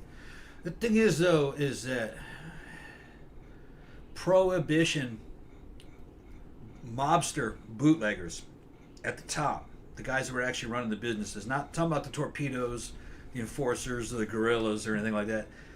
We're talking about the guys that actually ran it. We're nice guys. Yeah, they called hits, but they were calling hits on other criminals who were their competition, and they were just going to go to war with one another. These dudes were tended to be nice guys. The women liked them, and they had a very good. Everybody's going to tell you this. You go through American history. They had a very good relationship with law enforcement and government because they had to. I mean, to be a real good mobster in this era, you had to be the kind of guy that could sit down and go to dinner with the mayor and have and be friends with the chief of police and grease palms and be political. None of those guys wanted fucking alcohol to be illegal. They all drank themselves. Well, even a lot of politicians that came out in public for Prohibition, had all kind of, even the president, at the time, had, all kind of booze in the White House and had booze parties and shit like that. Yeah. So everyone was kind of, a hypocritical about it. Yeah. It was just something that happened. Shocking, really. It was just something that happened, but the police and local officials and politicians really didn't want it to be illegal. Now that you had a fucking organized crime involved, they had to kind of be top notch. Because if they were more tolerable and you could control the industry and keep it from getting violent because they were fighting with each other. And really organized crime was trying to kind of controlling the flow of the alcohol. It was only going to certain places. They were they called it keeping it away from the kids. All right. They did prostitution too, but those same elected officials also liked prostitution. They had hookers. So you cannot illegalize things that cultures want. It's just not gonna work. I mean, like I said, all you can do is regulate it and tax it and keep it safe. Legalize like I said, it becomes regulated. It becomes much more dangerous when it's illegal. Yeah. Same with drugs. Same with sex work. Anything like that. Guns. If you make it illegal, yeah, it just makes it a lot more dangerous because then you just get criminal gangs involved, and especially no one's in happy. The New World, Central and South and North America. You don't want to make dangerous things like that illegal. You're handing it right to the control of organized criminals, and they will outperform state power. They can make decisions faster. It's kind of like small companies versus big businesses. Big corporations can't respond to market forces very, very quickly. These small business can. Well, that's kind of the way organized crime works. They're not worried about what's legal or what's practical and fucking what's effective. They're going to do that. They'll react very quickly to the situation. Governments can't. They'll always run rings around governments. So the best thing to do is just take all that shit away from organized crime. Legalize it, regulate it, control it. Make money. Let the government make money on it. Make sure that it stays away from kids. You know what I mean? That only, people that are above 21 or whatever, that they can, if they want it, they can have it. Because they're going to get it anyway. Yeah. They're gonna get it. And you want to get the violence out of it. Yeah. As soon as it's illegal, violence gets in there. Well, I'm not going to prison. Fuck you, copper. And then they start killing some innocent cops because he doesn't want to do 10 years in prison. It's just not. It's stupid. Like I said, it's a shit show. Stupid, yeah. It's a shit show. If it's legal, the guy goes, you got me, copper. And fucking he does a couple of days. It's not a big deal. Right, yeah. Right. Because, obviously you'd still arrest people for drunk driving or drunken disorderly because you're, harming other people. Yeah. But it's like... But you're not giving that dude 15 years, 20 years, Exactly. So it's just... I just always kind of feel like when you crack down on shit... Grandpa's Hammer, he's in there. He's an ex-cop. I went to high school with him. I fucking trained cops with a company that I worked with for a while. I'm ex-military. He'll tell you. Cops don't want to fucking be working in a violent environment. And politics and stupid-ass civilians will make shit illegal. And it'll just makes it worse. When the crack epidemic hit, most of the people inside the federal government said, no, don't come down on crack. Fucking just keep it a misdemeanor and we'll manage it. And then the fucking Republicans, and we gotta fucking blame them. You gotta blame who was involved. Republicans says, no, we're gonna come down hard on drugs. We're gonna make a whole industry on it. Yeah, how'd that work? That didn't work. We're gonna have a war on drugs. Yeah, they lost that war. Yeah, they made a lot of money. That's really all they wanted to do. But they got a lot of cops killed, and they got a lot of innocent people killed. They don't care about that. They didn't give a shit. They just wanted to make all that money. They just want the money. Yeah. That's all. It'd been easier to just say, yeah, that's illegal, but we're not going to really come down hard on it, Just that's what I mean. Even if you don't just want to make like crack or heroin, or even though we're going to make it legal, just decriminalize it. Make it so it's just like some little bullshit fine or like some jaywalking or something. You can make just give somebody a ticket. Just don't make it a major fucking crime. That's what I'm saying. Right. Like I'm for legalization. But if you didn't want to go that far, you could just do like a lot of countries do in Europe, where it's just decriminalized. Like if you get caught over a certain amount, it's just some bullshit fine, or it's just not a big deal. You know what I mean? Yeah. And if you had something like crack, do you sell it? Yeah, okay, you could sell it, but you got to control it. Only certain people. You know what I mean? Only people who are over the age of 21. Because that's another thing too, is that if it was legal and regulated, then everyone would know what was in it. Like you would know what you were getting. Yeah. When it's illegal, you have no fucking idea because you're just buying it off some sketchy dude on a street corner. And then there's anything could be in there. Then there's competition involved, so the prices go down. So there isn't a lot of money in selling it. As soon as it became illegal, it became fucking worth more than its weight in gold. It got very fucking, okay, look, we're in Florida, man. The Miami skyline was built on cocaine. It was built on drug money. It absolutely was. Yeah. And these dudes made ridiculous amounts of money. So much that they would just stash it in their house and forget it was there. Yep. They found pallets of money up in fucking attics going, there's like $10 million in there. I totally forgot about that. Yeah, those guys are in prison, but they forgot about that money. Yeah. But no, the Miami skyline was built on cocaine. There's just see a movie called Cocaine Cowboys and all the fucking documentaries. If cocaine was legal, there never really would have been a Miami as you know. That was the main entrance way of cocaine into North America. And that's where the world would be a lot different. The world would be a lot different if drugs had just been legal. And the government here knew. They were in on it. They would send the drug lords to prison here in Florida.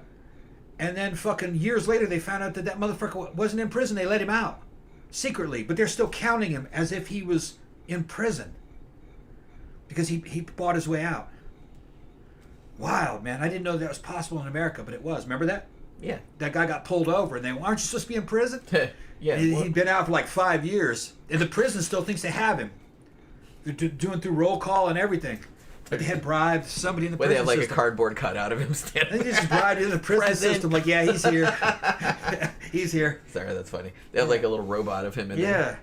Oh, we got another super chat from Papa77. Thank you very much. What's up, Papa? The government makes so much money on legal everything. Yeah, wouldn't they? Yeah. And at the same time, cripple the underworld. So since it doesn't, that says they want the underworld to go on drugs. Yeah, I kind of feel like because if they wanted to do it, they would. I think the underworld helps prop up their campaign funding. Maybe that too. But like I said, they would make a fuck ton of money from legalizing sex work, drugs, gambling, because gambling is not legal in most of the U.S. either.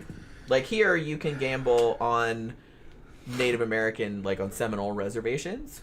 Yeah. Like in Tampa and stuff, but it's like Sex work should be equivalent to, say, like waitressing. Like, you get your tips, but you should claim a certain amount. well, you should just be like Yeah. I do, like you're an independent contractor. Like an independent contractor, right. Like you just at the end of the year, you'd be like, this is how much money I made. This is how much I spent. This is what I'm gonna give you. This is how much I spent, like, doing that, like paying for my computers and all that kind of shit. And it's just like, and then you just pay your taxes on stuff just like I do every year. Because they're doing it anyway. They're doing it anyway. Yeah. That's it. It's not gonna increase the number of them. The girls that are doing that are still gonna do that. Well, that's what I'm always saying about, Prohibition was the same. We should have learned the lesson back then. It's just like people that were going to drink were going to drink. Yeah. We told them they couldn't drink. They were just going to find a way to do it anyway. People that were going to smoke crack were going to smoke it either anyway. Yeah, they're going to find a way to get it. And it ran its course. Yeah. Crack just kind of went out of style. And, like, it's sad that, like, some people, because some people can do drugs and it's like they don't fuck up their whole entire life or nothing like that. But some people, unfortunately, are not so lucky. But like I said, you can't keep it from everybody just because a small percentage of people can't handle it. It's the same with gambling. You had a bunch of religious people trying to stop casinos. People who gamble are going to gamble. You're not going to stop them from gambling. Nope. They're going to gamble no matter what. Just make casinos and gambling legal. It's none of anybody's business. Not really. Like I said, it's always really some motherfucker trying to save some other motherfucker. Well, it's that person's business and their family's business, probably, because they're spending all their family's money. But it's just like, that's their problem. You know what I mean? So that should be kind of dealt with on a case-by-case basis. Like I said, as long as you're not... Yeah. Like I said, I'm all for drinking. I'm all for doing... Just don't drive. Don't do shit where you're going to, like, hurt other people. Don't endanger other people. I'll give you another one. You want to slam? Okay. What? No, it's just put some water in it. Yeah. I just put water in it and drink it. I'm not crab. You know what I mean? It's just. I'm giving you juice. Oh, that's right. We got. That was root beer. I can't believe that was still my first drink. But yeah, it just seems dumb, and it just makes everything more dangerous. It makes doing drugs more dangerous. It makes sex work more dangerous. It just makes everything dangerous. In Prohibition, it made drinking more dangerous because organized crime got involved and a bunch of people got fucking shot. And that was one of the things that eventually caused people to go, oh, maybe this was a stupid idea. You know what I mean? Only took 13, 14 years for them to figure that out. Now, I will say, okay, so in the first couple years of Prohibition, because there was also, I think that a lot of the advocates of temperance, one of their kind of platforms too was that, it was healthier to not drink, which, that's true. So they were kind of trying to come at it from that angle as well. And in the first couple of years maybe of Prohibition, it did seem like in aggregate that certain like drinking related diseases, particularly cirrhosis, did decrease some. However, shit, they drank like fucking fish. That's what I'm saying. It's like, so it was probably like, well, I drank like 5 gallons and now I'm just drinking like 4.5 gallons. So I guess it's like marginally better. You know what I mean? Because it was harder to get. But the thing about it was that it was only harder to get maybe kind of more out in rural areas. Although maybe not, because like a lot of people were moonshining, were like making stuff in stills. So you could still kind of get the shit out there. But in cities, it was super easy to get. Like, it might as well not have even been illegal, honestly. Like, there wasn't even really much difference. Although the quality of the liquor was shittier and it was more expensive. But I think people liked the allure, like the naughtiness of it. You know what I mean, too? So that was another thing that made it more glamorous, I suppose. Which was another reason why the shit failed.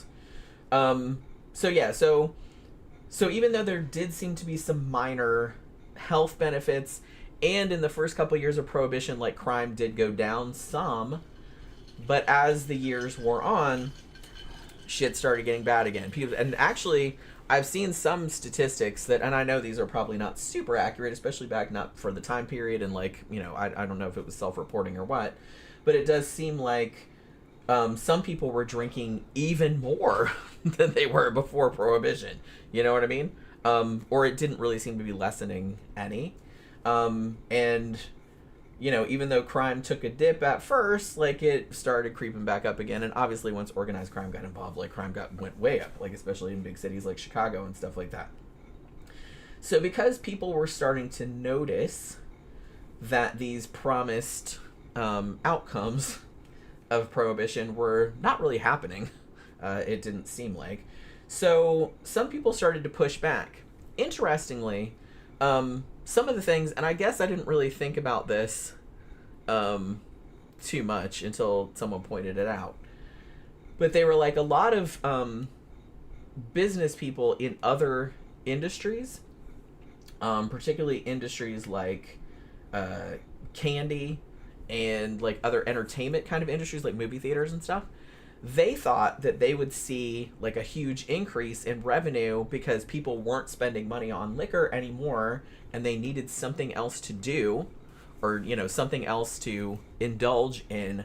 So it's like, so they were thinking, woohoo, like everyone's going to be buying chocolate bars and going to the movies and stuff like that instead of going out and getting drunk all the time. And that really didn't seem to happen. So a lot of the business people that were kind of hoping that there would be this big boon, like, to their bottom line, were kind of disappointed that didn't happen as well. So there was also that. Now, and the thing about it too is that because there was so much social, there's just so much social cohesion around drinking, like so much. People go to bars and hang out. It's like you go to bars and like celebrate things. It's like, hey, let's have a drink. Let's seal this deal. Let's do this kind of thing. And it's so ingrained in the culture that people started getting really kind of resentful that like they couldn't really do that anymore. Like they weren't really allowed to. So because of this, obviously, as most people know, people just wanted to continue drinking anyway. So then came along the speakeasy, which is basically a secret bar. Now, they obviously weren't that secret because everybody knew about them and they were kind of everywhere. They would usually put them in, like, they'd be in private homes sometimes. They would be, like, in the backs of, or in the basements of other establishments. Like, hey, we got an ice cream shop in the front and then there's, like, a speakeasy in the back or in the basement or whatever. And like early goth clubs. Yeah, kind of. It's kind of the same thing. So it's like, and most of the time you kind of had to know a password, but there were so many of them and they were so well known that it's like they were like a secret but not a secret, an open secret, I guess is what, because they were fucking everywhere, because like I said, everybody wanted to keep drinking. And because of this, that would have been a cool scene though. That's what I was just that's given some mystique to it. That's what I was just gonna say, and I think that was another reason why Prohibition ultimately failed, was because it got this glamour and allure to it. You're doing something naughty, you're doing something secretive, and this whole culture grew up around, becomes underground. Because of speakeasies, and a lot of stuff that happened because of that we take for granted now hadn't really happened prior, because prior to Prohibition, largely, women didn't really hang out in bars or taverns or saloons or anything like that. It was kind of a men's only space. It was largely a whites only space. But because the speakeasy everyone was essentially a criminal, it was kind of like women would go there, like, people of other races, other immigrant groups would go there, and like everyone was kind of cool with it because everyone knew they were doing something they weren't supposed to be doing. They made it the cool kids. And so everybody just hung out there like kids all together. And it was kind of like the start of modern bar culture. Because prior to this, or like I said, American bar culture. Like men and women didn't really go to a bar and like flirt or like like they would do nowadays. They did at speakeasies though. But at speakeasies they did, because like I said, women had just got the vote. So, there was the whole flapper thing happening. Like women were, becoming more independent. They were going to smoking cigarettes. It was all very scandalous. And so like I said, the whole speakeasy thing, like, ooh, we're going out and doing this, like it became like really alluring. Like you said, it had a mystique to it, a glamour to it that previously drinking didn't really have, because everyone just kind of did it. But now it was kind of like sexy. What was that Hollywood actress's name that was Little Bob that I was just talking about the other day? Louise Brooks. Louise Brooks was a speakeasy type chick. And she had a little bob haircut. She was an actress and she worked all over the world Hollywood ended up fucking her over. Other girls in Hollywood fucked her over. Got her blackballed. But if you were to actually like see photographs of her from the 20s, it's like you're looking at a modern goth girl, actually. She was taking, nude photos, doing real artistic stuff, and cute haircut. She was great, and that came out of that type of culture. Yeah. That wouldn't have happened in a culture that alcohol would have remained legal. It'd have been just a bunch of old fat dudes fucking smoke filled. Because that's what it was before. It was that's just, what it would have been, right. It was men hanging out in saloons, avoiding their wives and children. Yeah. Spending all their money. That's why Probably women were playing mad. cards. Yeah, that's why women were mad about it largely. Yeah. So the fact that now you're having like all like different genders and races and stuff like all mixing Music. together, and we're all doing like naughty shit we're not supposed to be doing. Like I Yeah. said, there's something really sexy and alluring about that. Yeah. So it gave it like this glamour that it didn't have before. Yeah, and they were playing cool music and they were dancing in there too. So it was a party culture, and it created the scene. I'm going to say that with little fucking quotes. Just the scene. The club scene came from that. The American club scene did. Now that ended up spilling out into Europe too, later. But they had a pub culture. It was different. Yeah, It was more like a family. That's slightly different. It's Yeah, different. Yeah. it's not really like the club culture. And the club culture in the United States, it depends on the subculture. Yeah. Like Each one's depending broken up. because each one is different. Club culture in America always kind of had an underground, I don't want to say criminal, but outlaw feel to it. Whether it's bikers or avant-garde artistic people or what, they may not be breaking laws drinking, but they might be breaking social conventions. Yeah, there was They're always they're doing shit a little bit differently than those other guys over here. There's like a competition between the scenes of these different subcultures. and I think that idea largely Probably comes came from from this era. Yeah, 20s.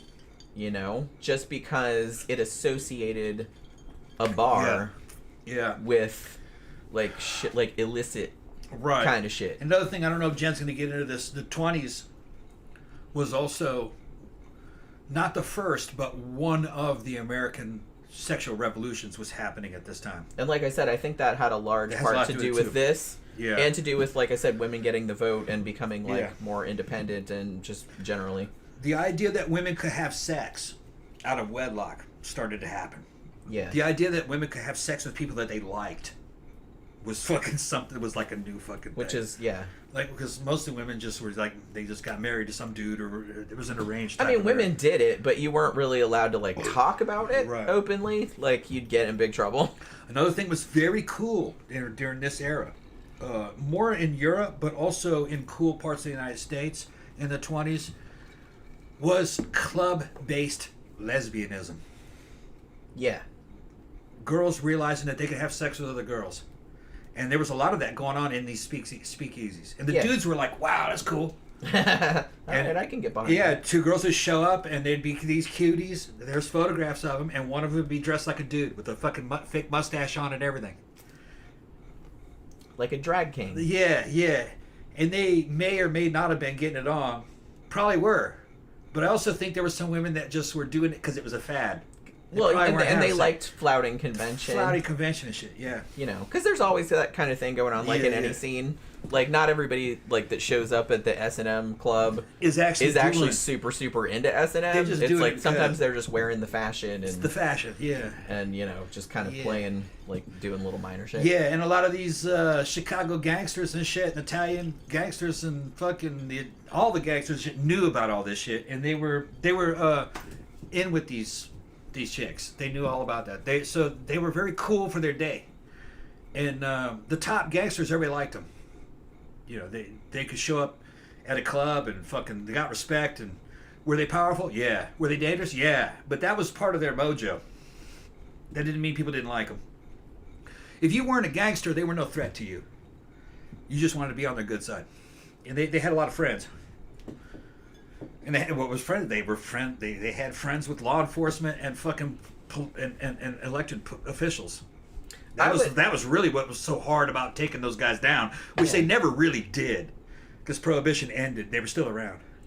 I would, yeah, and they just moved on to drugs. They moved on to other stuff, yeah. But I would argue too that I kind of feel like not only flappers and speakeasy culture, everything like that, were glamorized in the 20s, but also gangsters. Yeah. Were glamorized Yeah. up until probably the St. Valentine's Day massacre, which people were just like, People were like, bro, yeah. that's not cool. But I kind of even feel though like that was still between gangsters, It some was. girls probably would have liked that. it was, but I still think people were like a lot more shocked by that. Where The mainstream culture probably was. yeah, whereas I feel like, because just plugging one dude, like Yeah. every now and then, people were like, all right. But plugging like 7 dudes at once and just like kind of lining them up against a wall and like shooting them in the back and stuff, that's a little excess. That's a little extra. I read up on the Roaring '20s gangsters, and by all accounts, they were sex symbols. The women loved them. Well, everyone did. They were, Yeah. and the thing about it was that they were like, even the newspapers and stuff like that, they made great copy. Yeah. They had real good media. Like I said, they Real were good, like really glamorized. Like the whole culture was glamorized. Yeah, and they weren't as. Some of them were weirder than people think, like Bonnie and Clyde, Clive Barrow and fucking Bonnie. They were motorized bandits. They weren't really gangsters in the same way. They were running around fucking robbing banks and people. They also got in shootouts with law enforcement. The weird thing about fucking Barrow, and the Barrow gang, is that Clive Barrow was bisexual. And he picked Bonnie up. She was a waitress that he knew. She was a cute little thing. And she just fucking loved fucking running around with this guy, and they were just like picking dudes up and having sex with them and shit. And this is, it doesn't, she was into devil's threesomes and shit. And that was something that Clyde had picked up when he was in prison. And he was a young guy, 20s, when he was having this. But it's just shit that doesn't really come across in a lot of the movies. You got to read in between the lines. And they abducted a cop, and they kept this cop for a couple days. They let him go eventually, and he gave a lot of testimony on what they were like. He said that Bonnie was actually charming. That fucking she was real, and charming and very competent, real good with guns. And he liked Clyde. He didn't say he got it on with him, but Clyde was open about the fact that he liked both. He played for both teams. That doesn't come across in the movies about them. They always try to make him really weird. Like a lot of movies, I think that's changing nowadays. But a lot of movies about historical figures, kind of, I guess you call it straight washing. Yeah, they straight washed him. Yeah. A lot of historical figures. Like I said, there's less tendency to do it nowadays. Clyde but like pulled for a up, long time, Clyde pulled up in a fucking restaurant where she worked. And he was flirting with her, and he liked her, and he laid out a bunch of fucking money, $100 bills. It was more money than she had ever seen. And she was like, "What do you do for a living?" And he says, "I'm a bandit." She's like, "Whoa, tell me more." Exactly. And she sucked her right in. Because she was some cute girl living in some little town in a time when most of the roads in the United States were dirt roads. Yeah, and it's like she probably like, well, this is my fucking dead end life. Yeah, so she was living in a dead end. You can't out in the blame middle her, of nowhere. really. And he was like, "Come on, let's travel around." And he did have a good system. They just kept jumping the borders. Yeah. And back in those days, they couldn't chase you across state lines. Eventually, they did. Frank Hammer fucking eventually got him and fucking killed him in an ambush. Killed both of them. But it was just another time, But Jenny's right. I never realized that term, straight washing. They straight washed Clive a lot. Yeah, like I said, I feel like they do that, particularly with men, I guess, because it's just kind of not. Well, you look at pictures of them, you wouldn't think that. And you hear about them, you wouldn't think that. Yeah, but it's like, what does a bisexual man look like? Yeah. There's no template. People have it pigeonholed, But she right, was... But according to that cop, she was just fucking totally in love with him. She was just fucking thought it was just the greatest that, We did a show about them, didn't we? I think we did do a show about it. Yeah, we did a show about them. them. I'm pretty sure. And I think we talked about that too. They are fascinating, those two. Yeah. Like I said, I don't condone what they did, but No. they were criminals. I understand it. I understand how you get from A to B. You know, They didn't have any I money. wouldn't do that shit. They didn't but- have any money. They had no future. Yeah. You know, And like they I weren't said, really fighting individuals. They were fighting big institutions, banks and governments. They didn't, They which didn't I don't like. think anyone's going to get too upset. Yeah, about that's who they were pissed off at. You know, Yeah. and probably rightfully so. Yeah. Let me see. Granther says people have enjoyed sex, wine, and weed since the beginning of humans. That's true. Yeah. I think the only thing that changes is the acceptability or the openness of like talking about it. Like people have been doing the same shit forever. Yeah. Whatever sex thing you think you thought up, whatever drug, whatever. They've been doing that for thousands of years. But the only thing that changes is can you talk about it openly without getting shamed and or executed? Yeah. Like I think that's the only thing that changes because people do the same shit. They've been doing freaky shit since the beginning of time. Human nature hasn't changed. You can't think of anything Yeah. that people 1,000 years ago probably didn't think of. Yeah. Even you know? furries. Even the Romans had furries. That's what I'm saying. It's like Yeah. that's why nothing is weird to me Yeah. because it's just kind of like okay, well, you know what I mean? It's nothing is weird to me. Like I said, if you're not hurting anybody, I really don't give a crap. I mean, unless they want to be hurt, unless it's a consenting thing. But it's like that's why nothing bothers me, nothing shocks me, pretty much. You know, because like I said, people have been doing this forever. I like the modern era now because people just talk about it openly and it's not weird. You don't usually get like super judgment unless, you know, somebody's being a douchehole. You know, what are you doing? What is that? Paper. Oh, paper. Paper. Wait, it's paper. Well, I know it's paper. I just Paper. didn't know what was on the paper. Paper receipts. Yeah. Let me see. I saw something else. Yeah, and CB said, wasn't Capone behind the St. Valentine's Day massacre? Yeah, he was, and the victims were Irish mob, I believe. And they got him on tax evasion. They did. Well, that was kind of the only thing they could get him on, weirdly. He didn't own anything. He was pretty sneaky about the shit that he he had did. to keep. He had a lot of He had plausible lawyers and deniability. stuff that knew how to protect him. CB said, if I didn't have a fetish, my sex life would be boring as fuck, and alcohol makes it even better. Yeah, I mean, you know. I don't, I don't disparage people that don't drink, but I don't know. I like drinking. It's fun. It has its place. And, I don't want to drink all the time, because I would, but it's fun to go out and kind of get a little fucked up and just have a good time, like kind of lose inhibitions for a little while. You know, it's just fun. So I can see why Prohibition didn't work because it's a very appealing state of mind, you know? Not getting super fucked up that you can't see. That's not fun. Yeah. But just being at that point where you're just like drunk and you're just like, man, you don't remember any of your problems and you're just having a good time. You don't give a shit if like anybody thinks you look stupid or anything like that. You know what I mean? You're just not self-conscious anymore. And that's a really good state to be in. So I can see why people like drinking. That's why I like drinking. But obviously if you do it to excess, that's bad. But if you do anything to excess, it's bad. That's all. Moderation. The ancient Greeks knew all about it. Them and their little boys. Tammy says Tom Hardy plays Capone in a movie. Yeah, that's right, doesn't he? Tom Hardy plays Capone? Yeah, played Al Capone. I think that. the movie was just called Capone, wasn't it? I didn't know about that. I haven't seen that one. Tom Hardy played everything, didn't he? Yeah, he's played God everything. damn. He man. played you. That's even. a sexy motherfucker. He played me. Tom Hardy is playing you right now. Damn. Damn. You didn't even know. I didn't even know, man. I'm not even getting any money about that. That is true, though. It's got to be. Tom Hardy would play me in a heartbeat. Oh my Fucking god, right. how funny is that? Yeah. We got to talk to Amanda about that. Yeah, she's our friend at the She loves Tom at the Hardy. club, and she also loves Tom Hardy. Not quite as much as she loves Morrissey, Yeah.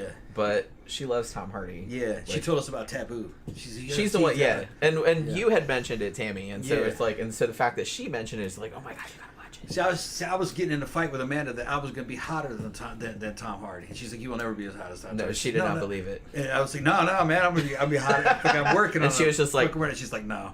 She makes that face. Damn, She makes bitch. that face that she Yeah, makes. it's like, damn, bitch, I'm gonna be hotter than Tom Hardy.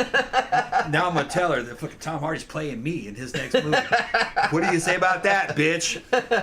We'll tell her. Tom Hardy's playing We'll tell me. her Saturday. Yeah. If we remember. Yeah, I'll remember. You'll remember. Yeah, I'll remember. These are funny. And also say that Tom Hardy made an appearance as you on the podcast, and he was so good that you didn't even realize it was happening. Fucking right, man. I lost track of who I was. I thought I was over there. Yeah. I thought I was over there. Oh my god, so Yeah, funny. he was good, man. He was good at playing me. Yeah, Gramps brings Amazing back arch on that man. up... I know, right? I can't even do that. And I'm a girl. I tried. I couldn't do it. One of these days. Zach knows what I'm talking about. Yeah, he's the one Zach that sent me us the that picture. photograph. I was impressed. I mean, I Tom was like, Hardy's shit, I can't do that. old Facebook photos that he saved off of It was fucking MySpace. Facebook. MySpace. I think it was MySpace. Off of MySpace. Remember that? Tom Hardy had a MySpace. All the younger people are like, what the fuck, What the fuck is MySpace? What the Yeah, fuck is a it's gone. MySpace? Zach fucking copied and pasted and fucking saved in pictures of fucking Tom Hardy in bed next to a mirror, touching his hand in the mirror with mega back arch going. You could see his booty and back arch like that. He sent me that picture and I was like, yeah, that's a hell of a fucking back arch. I was like, I know. I was That's trying like to. I was trying to do. female- I was just like, ow. that's like gifted female porn star level fucking back arch. I didn't know a man could back arch like it. But he was young and he was trying to get a job. And then he's got pictures of him fucking with Hey. fucking shotguns and shit. You And hanging gotta out do with- what you gotta do. Yeah, yeah. He looked like old redneck. Like I said, Yeah. he can kind of play anything. Stevie says, Tom, you're not as hot as Tom Hardy. Look, man, y'all need to fucking stop. Okay. Amanda already told you. Yeah. Well, I don't know Tom Hardy. I don't know if he's hot or not. I mean, he looks hot, but it looks like, you know. Full Metal Nosferatu says, there's nothing like a nice glass of whiskey after a long night of filming or as a nightcap on a late Friday.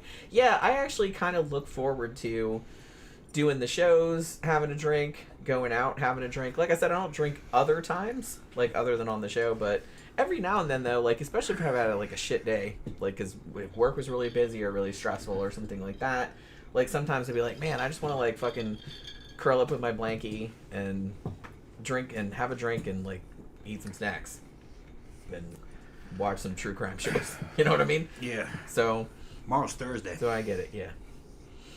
You gonna go drinking again tomorrow? No. No, that was extra. That was Drinking side with money your- I spent. drinking with your ladies. Spent some side money. With your ladies. You love it when I do that shit. Jen gets fucking. She gets jealous, but she loves it. It like fires her up. He keeps And sending I me send like her videos of what I'm doing. videos from the Yeah. bar. Yeah, Like I'm working and he keeps Yeah. popping up at my yeah. messenger Of what I'm like doing. with videos. Yeah. It's like, She hey, likes it. What's her name is here? Well, I Yeah. like to know that you're okay because, like I Yeah. said, I kind of worry about you like on the motorcycle and Yeah. stuff, and it's like, No, I was good. so I just I was good and hanging out with my friends, and you know, I know both those girls. and they kept asking, "Where's your wife? Come on, get her to come Yeah, down yeah, here." yeah. I'm like, I would, but I'm working. Yeah. Like I was so busy, and I was Yeah. just kind of like, I wish I could just fucking take off in the middle Yeah. of Wednesday and go to the bar. And Yeah, they drink. both wanted to see you. I totally would, Yeah. but Well, Katie was there with her husband. unfortunately, I can't do that. Katie was there with her husband. You know, Yeah. maybe one day if it was, I don't know, if I really didn't have anything going on, I could kind of just log out and be like, hey, I got a doctor's appointment or something. Yeah. Maybe I could do that. Gramps says, I was wondering how long it would be before somebody brought out the Homer Simpson quote, alcohol is the solution to and cause of all problems in life. Yeah, all life's problems. Yeah. So yeah, I always did like that quote. That's pretty funny. Full Metal says Tom Hardy has some badass tattoos, and also says he's a dog lover, so he's cool and right. So yeah, anybody that's like that loves dogs or cats, I mean that can't be I was gonna say that can't be a bad person, but Hitler liked dogs too, so I guess that's not entirely true. I like his work, man. Fucking, I respect his work on everything that I've seen, man. Fucking, he was really good in fucking the one where he played that fucking convict. What was the name of that shit? Bronson. Fucking Bronson. Yeah, I love that movie. I liked his work on fucking fucking Venom. I saw all the Venom movies. You know, shit, the one where he played Legend. It was called Legend, where he played the two fucking The brothers. Cray brothers. The Cray brothers. Oh yeah, yeah, That was a great movie. yeah. He's my favorite modern actor. would be Tom Hardy. And he has a really good Yeah. range. Yeah. Like, he can play a lot of different types of Yeah, characters. I like him. Yeah, he's British too, Yeah. which that's something else. When you have me saying, yeah, the British guy, but I got British fans on here that tell you the British they're better actors. And I'm an ex-actor. I was a drama kid back when I was young. The British take it a lot more seriously. And, their heritage of acting in English goes all the way back to fucking Shakespeare, and their thespians take that shit their craft very seriously. Hollywood doesn't. Nah. Well, a lot of actors Hollywood didn't take it as go, or aspiring actors, they go out there and it's like, I'm going to get on a reality show and try to be famous like Snooki or something. Nah, you got to start at the fucking very roots of fucking English acting. You fucking need to do Shakespeare. Well, that's why among American actors, Yeah. I always kind of respect ones that started out more like on the stage. On stage, yeah. Live performance. Musicals. And are more into that kind of shit. Because they, like I said, they usually take it more seriously. Me and Granthers did it. Me and Granthers had a good teacher. Taught us the right way. Yeah, from Julia Salisbury. She was crazy as shit, but she knew how to fucking teach people how to act. Very good. And fucking Mary Lynn Rice Cup, we knew her. I dated her. And fucking, she it's her made on birthday 24. What's that? And it's her birthday today. And it's her birthday today, yeah. That's my ex-girlfriend. Granthers told us. That's my ex-girlfriend. Yeah, Tammy has also recommended Peaky Blinders, which, I've had a lot of people recommend that. I really need to start watching it. Yeah, I wish Maybe they would after do another Farscape. season of Taboo. Yeah, maybe someday. Yeah. CB says, Tom, you'll love The Take from 2009 as a TV series. Tom Hardy is a psychopath in it. Yeah. Yeah, Is it on Taboo BritBox? is great. Yeah, Taboo, we saw that. Is it on BritBox, you think? I don't know. You I could still look. got we do BritBox. have BritBox. Yeah, I watch Doctor Who on it every now and then. Yeah. It's only $2 a month. Yeah, it's like an add-on It's an to add-on, Amazon yeah. Prime. Smugside97 said, I don't know if I ever mentioned this in previous episode, but I'm a dog person, but after having taken care of my mom's cat for 2 weeks or so, I'm really starting to come around to owning a cat. Oh, cats are awesome. Yeah, cats are awesome. I kind of feel like I like cats better than dogs. I'm not averse to dogs. I like them both. I like all animals. But I think that people that say they don't like cats They don't know cats. have just never owned a They cat. don't know cats, yeah. Because a lot of the stuff they say about cats, I'm like, that's not true. Yeah. Cats are like dogs, but cats are more like in slow motion. They're like very- more aloof they're dogs. more chilled out, or in time they like you. Like right now, we've had fucking bumper car, little Babby. We've had her for a couple of years. She's now decided that I'm one of her people because she was Jenny's cat. I mean, she still kind of And is. she thinks Jenny, but now I call her Minnie. But now she's like, you can pet me. Come on, pet me. I like you. Because for a while, like every time Tom came in, she's like, no, and she ran yeah. away. I think maybe something bad happened with like a man. Like Wherever she came from, I think men, she didn't like a man. But now she's like, you're okay. Because she's been here for a couple of years. And then she'll plop down by his feet too, and it's like, okay, Yeah, she's like, pet me, pet me. You pet may me. pet my belly, thank you. Yeah, You know what I mean? Which she didn't usually do before. Yeah, and I was walking down with my helmet on, my visor up, and she was watching me, fucking giving me the lovey eyes. She has a funny. Lovey eyes. They're both Like, very I love different. you. Their personalities. Yeah, they're very different. She has a funny little goofy. Yeah. She always kind of looks at you like that. Yeah. You know, Pookie doesn't look at you like No. that. Pookie looks at you like she's trying to like melt your brain, Pookie has a... or trying to like send her your thoughts, send her your thoughts. Or Pookie's very tomboy. she is. Yeah. Very tomboy, very like, hey, like a dog. Hey, she's like, yeah, what's up? What are you doing? You know, real forward. Bambi's more reserved. She's more of a feminine kind of cat. Although she will not leave me alone. Yeah. She follows me every fucking where I Yeah. go. She into the bathroom. Every time I go to get a drink, she's like, hey, can I come too? Can I sit on your feet? Thank you. Okay, we got to get back to the It's fucking that. topic, though. Yeah, it's even campus says Sal's are the best. Yeah, The Take, 2009 TV series with Tom. Yeah, I just said that. Okay, yeah, but what service is that on? We You can. think- I can. Is it find on BritBox? You think? I can find it. Strawdog said The Drop is so good too. Tom Yeah. Hardy and James Gandolfini. That also sounds good. Yeah, he's been in a fuck ton of stuff. Yeah, Holy crap. yeah. Yeah, Stardog said, okay, you already saw it. Yeah, Tammy recommended it, and then our friend Amanda at the bar also recommended it. And so finally we were like, okay, like, finally, and we watched it. And it was awesome. We're just, like, waiting for another season. But I still haven't seen Peaky Blinders yet.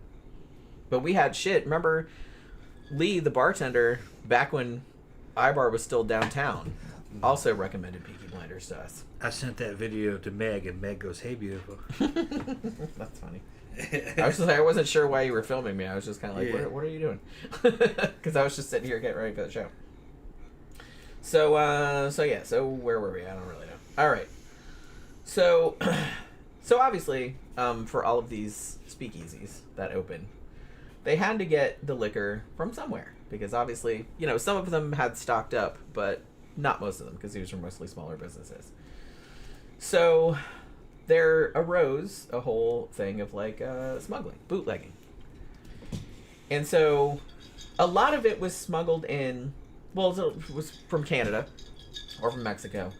Or there were also rum runners, what they called that. They had like a bunch of ships that would just kind of like be right outside like the legal maritime limit, like along the coast. And they would like bring in stuff as well, like when they could get away with it. So rum runners were generally, that was the term for if you snuck the stuff in by ship. And a lot of them brought in rum from the Caribbean. Now, because of, as somebody mentioned at the beginning of the show, because Prohibition came about in the era where, the car was becoming more prevalent, bootleggers obviously started modifying cars to bootleg alcohol. So they would like, little secret compartments and all this other kind of stuff or make them go faster, like soup them up. So because they did that, because they made their cars faster to evade police, this ended up being essentially the birth of NASCAR. Yeah. Because they would build up these stock cars so they could outrun the cops. And then as time went on, like after Prohibition ended, they kind of all got together and it's like, well, we still want to keep doing this because it's fun. Yeah. And so they all met in a hotel in Daytona Beach, which is where I was born. And they kind of codified like all the rules and stuff like that for the auto racing. And that was the birth of NASCAR. There is still, to this day, a street in Daytona Beach named after Bill France, who was one of the guys that started the whole shit, because that's where the big NASCAR track And in is. case you want to know how they fucking souped those old 20s cars up during the bootlegging era, rule number one was to lighten the car. All right, they would lighten the car, so they would take stuff out of it. That was the first thing that they did. And then they would fucking make the fucking trunk and storage area more convenient to store bottles, which that might require cutting some things and reshaping firewalls, which kind of offset the fact that they had weight loss because they were carrying cargo. And then evidently they did things like fucking swapped pistons from one car to the next to get fucking a higher compression ratio. When this is before you could go to a high performance shop and fucking have high compression pop-up pistons made for you. So they were smart. They, I don't know where they got the technology or the knowledge, but they were trying to do things like bumping up compression ratios. Because the old cars from this era, the way they were made was kind of fucking primitive, like some of the transmissions actually involved leather belts. That's fucking wild, when to think about that today. Is pretty weird. But they did things to the car, fucking, better breathing through, fucking intakes, better intakes, fucking bigger carburetors. And wild when you think about it. They were trying to fucking soup up cars. And they would get into fucking races against the police on dirt roads mostly. Yeah. In the countryside. Yep. Here in the United States. Usually twisty, a lot of vegetation. You couldn't see around corners. And cops might try to stop and be like, nah, I'm carrying a load. They know I'm fucking carrying all this booze. I know the cops. I know why the cops are stopping me. So they try to get around all those twisties and get out of sight, and then fucking run off on a side road and the cops pass you. That's basically what they were trying to do. Or they were trying to make it across some kind of state or county line. So, but that's where NASCAR racing came from.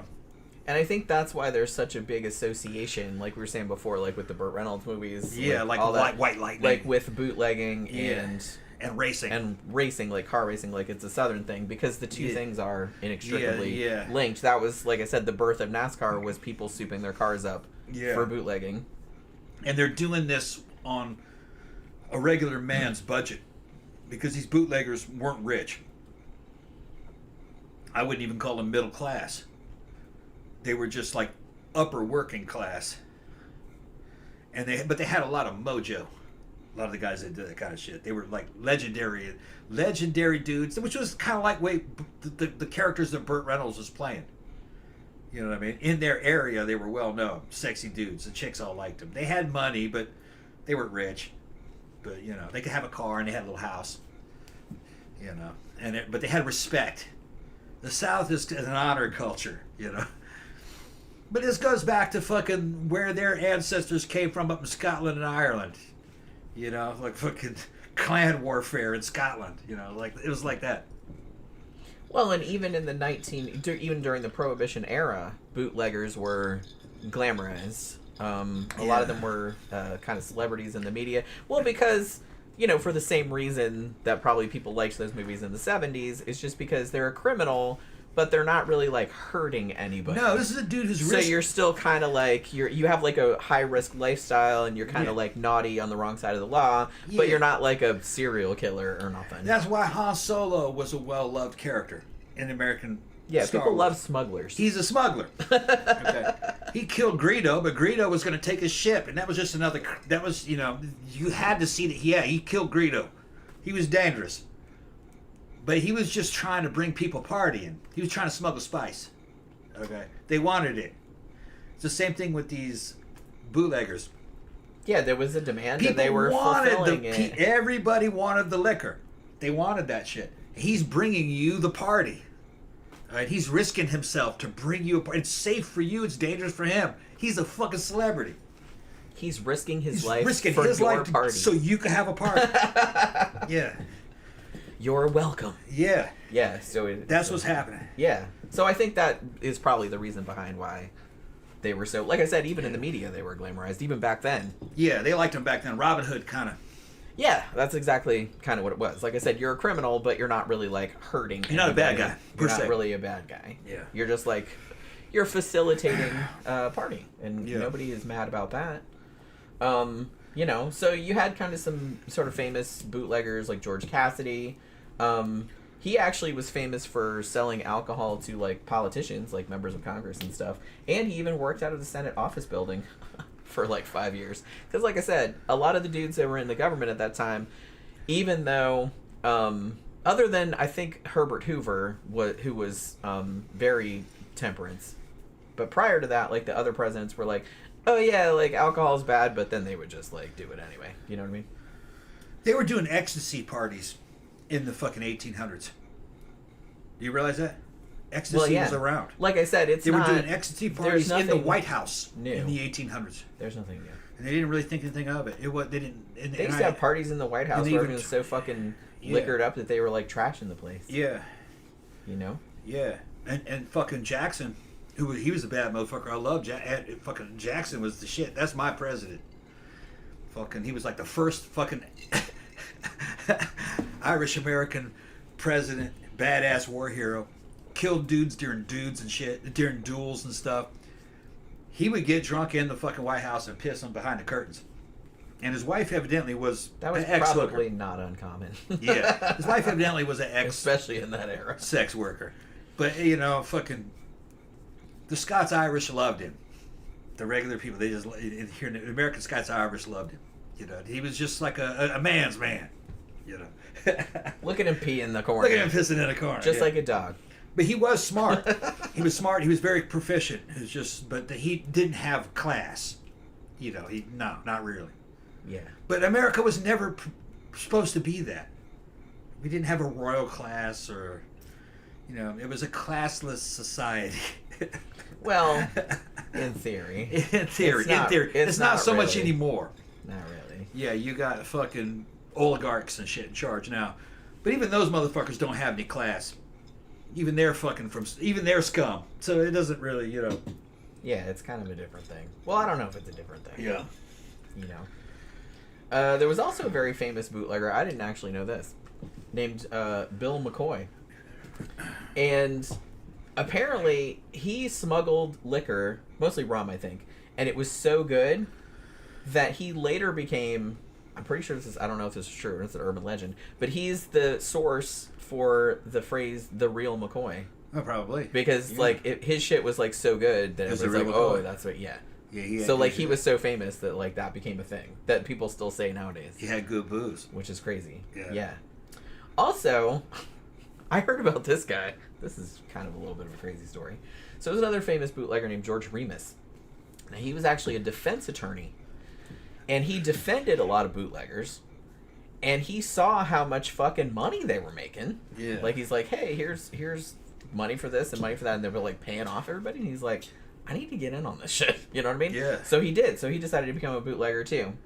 Now, he was actually really successful for a very long time and made a lot of money, but he eventually got caught and he got sent to prison for, I think they charged him with 3,000 charges against the Volstead Act, which is, you know, selling, distributing alcohol or whatever. And while he was in there, like, he had all this money and he had this big mansion and all this other kind of shit. And apparently his wife, who I think was name was Imogene, and she said, yeah, I'll take care of all your shit while you're in prison.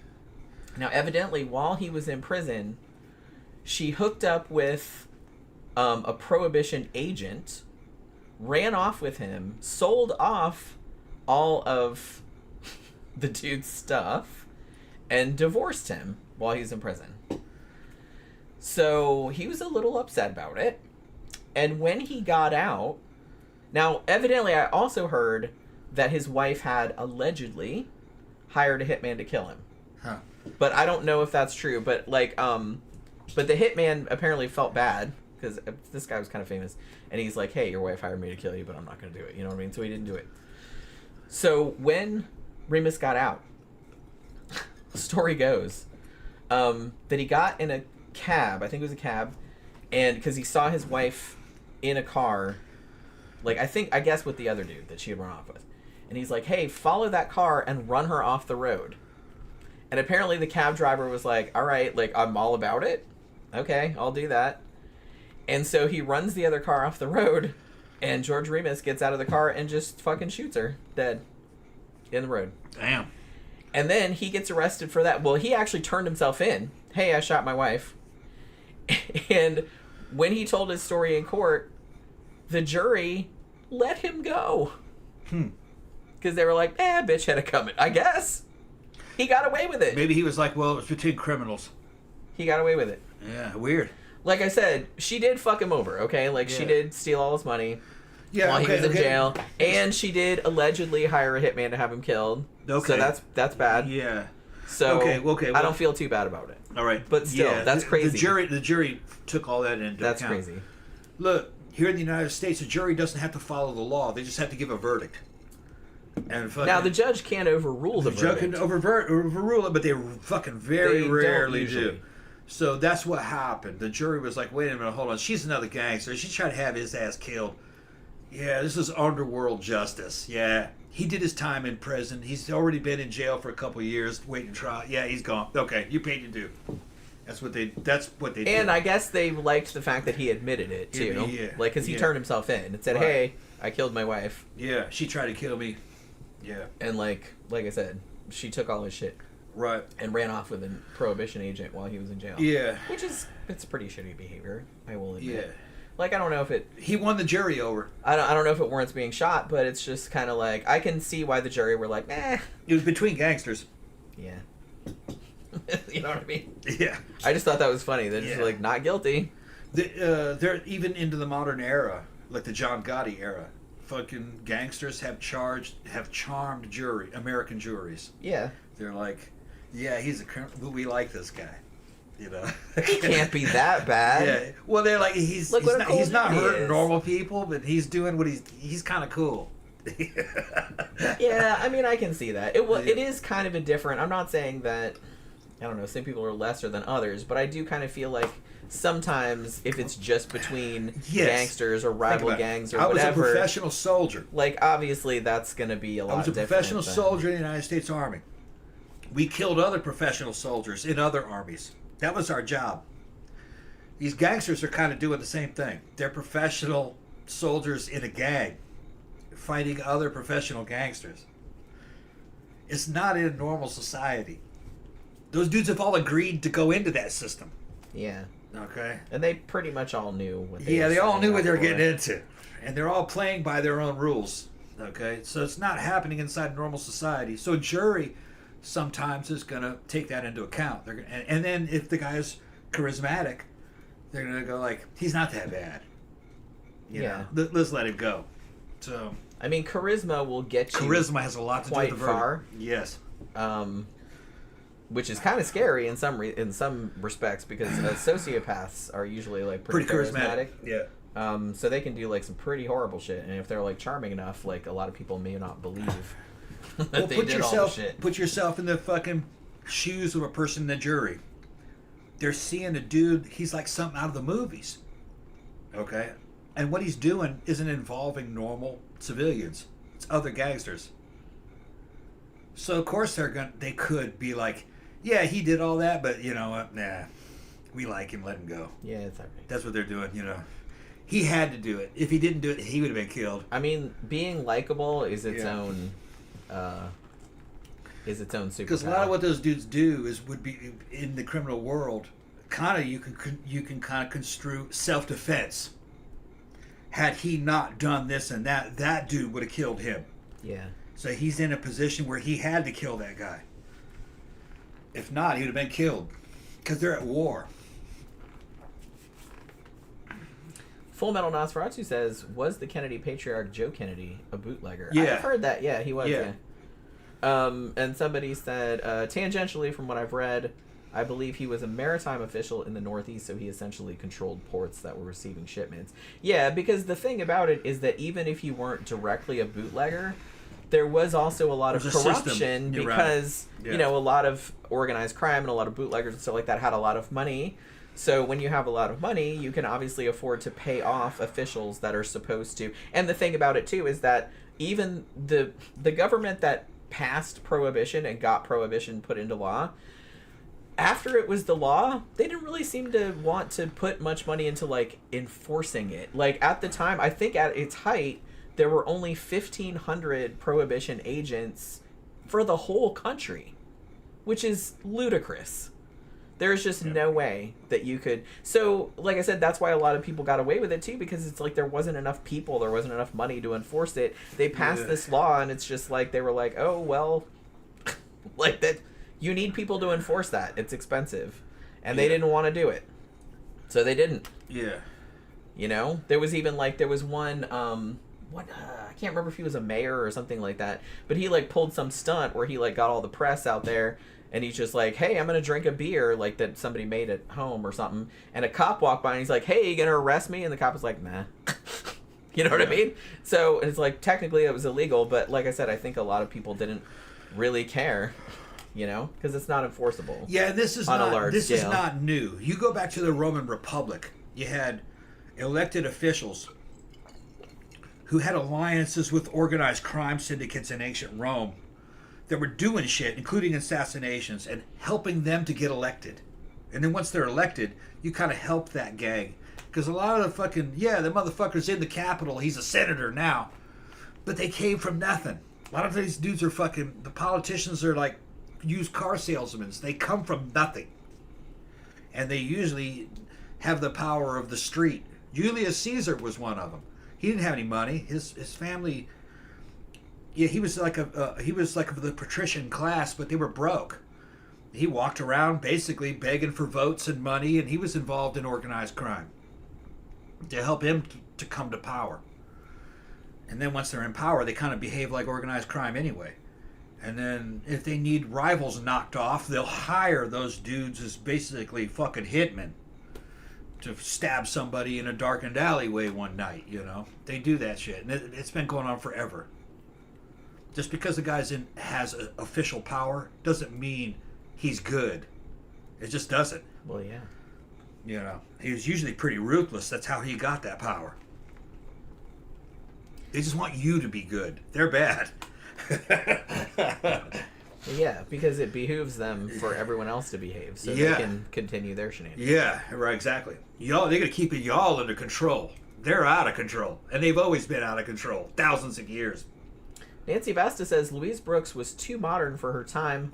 When she Yes. was young, she looked like she just stepped out of a time machine. Yes. I think if she had been born later, Andy Warhol would have used her as a model. Oh, most definitely. Yeah, I think she would have been like way on the avant-garde. I have a big retro crush for Louise Brooks. I gotta pee. Then I know her story of what happened to her, which was. I want to do a show about her. We should do a show on her. It's very sad what happened to her.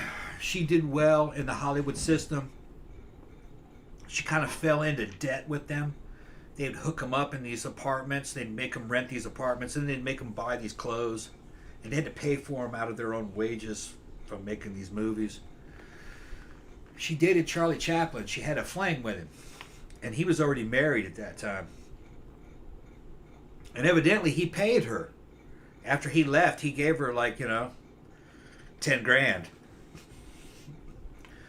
Well, that kind of got out, and a lot of the other girls were jealous of her. And they kind of started to spread all these rumors that she had syphilis. But according to her, no, it's not true at all. It's just that it was other girls in Hollywood, the older ones that had been more established, were jealous of her. And then they just started in all the Hollywood parties just talking about what a slut she was. And she was going to Germany, making all these real cool avant-garde movies in Germany. It was a silent film era. Eventually they got her ass blackballed. And that poor girl vanished, really, from normal society. But she came out, I think it's in the 70s, late 70s, early 80s. And there's some interviews from her. Somebody tracked her down and tried to find her. And what had happened to her was very sad. When she got kicked out of Hollywood, she couldn't go back to her normal job. She came from nothing. And she said she wasn't going to go back to washing dishes or being a waitress. She became an escort. And she fucked college boys and waited around in hotels for escort services to send her men. And she did that for like a long time. She ended up being very bitter, never married, didn't have any kids, and was a very disillusioned woman, saying that the best form of sex was masturbation. Yeah. And I felt sorry for her. I get why she got. She was, yeah, but she was kind of like you said. She was like ahead of her time. She whored too close to the sun, and fucking, and the wings melted, and she. But I don't think she was. She was just a normal Hollywood starlet. You know what I mean? And she was young, and she was sleeping with guys, but all the other ones were. And I think the other girls were jealous of her and got her kicked out. Yeah, probably. Poor thing. Because, like I said, there was a lot of scandalous shit happening back then. Yeah. For some reason, she was the one that got in trouble for it, and a lot of the other ones did. Well, a lot of them. Well, okay. She said that her and her friend, and she named what the other actress. It didn't ring a bell. They started to track down the what had happened to all the other actresses, and she said that on average they only lasted like 8 years. Oh, that's why, because she was asking too many questions. Yeah, and then so they were like, "Yeah, we got to shut her up." Yeah, and they were like, well, she would say that to her friend. She's like, "Look, man, what happened? These bitches only last 8 years. What happened to them?" And then they're old hags, obviously. Well, a lot of times what it was Once is they're that 22, they didn't have good contracts to begin with, and they were making them buy all these clothes and then taking that out of their fucking contracts. Yeah, that was a big thing they did. Hey, well, here's a car, here's an apartment, right, and stuff like that. And then they're like, "Oh, by the way, you owe us for all you that owe shit. us for all that stuff. Yeah, we're taking it out we're of taking your all first that shit from you." paycheck." So they were actually taking all the money from them that they were earning, and then they would say things like, "Oh, you got a new movie coming up, But the producer, the guy who's going to pay for the movie, you're going to have to hang out with him for a week in his mansion. So they were pimping him out. And they're like, well, if you don't go hang out with him for a week and entertain him, then the movie's not going to happen and your career here is over. It's like, because look, we got a bunch of other ones that'll do Right. it. We got other starlets that will take your place. And that, so they were disposable. Yeah. Most of them were disposable. And they had no... The people that ran those fucking... studios were vampires, really. They used to legit cover up murders. Yeah. Yeah, they were bad. You know? They were basically just eating up young California girls. And those girls mostly came from California, from the ghetto. They would pull some chick out of the ghetto and make her a star and use her up, kind of like the porn industry. The old porn industry did the same thing. They'd use her up for a couple of years and throw her away. And poor Louise Brooks was one of them. And we know Louise Brooks because she had talent. She was intelligent, and she was kind of ahead of her time. We forget all the faceless ones that went through that same thing. That went through the same thing. That weren't very talented. But or that didn't have the distinctive look that she had. Yeah, and because of Louise Brooks, they actually ended up... Other people who kind of knew what had happened to her and the other ones that were like that started to band together against the studios that you have to have some kind of a protective net. You can't just use people. Well, like yeah, that. I mean, United Artists started out as right. that. Like, and right. I think like even, a union. Yeah, I think even Boris Karloff and a couple other kind of famous were Right. Instrumental in starting.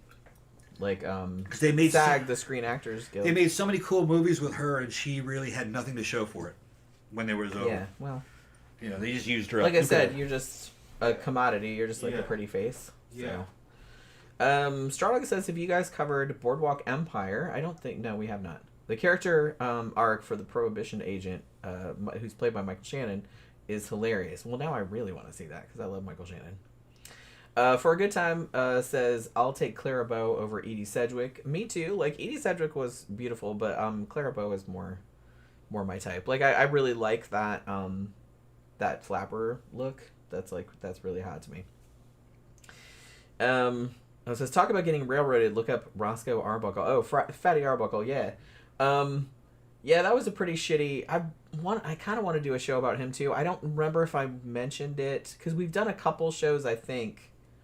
Or we did at least one show, I thought, on, like, Hollywood fuck-ups. I thought.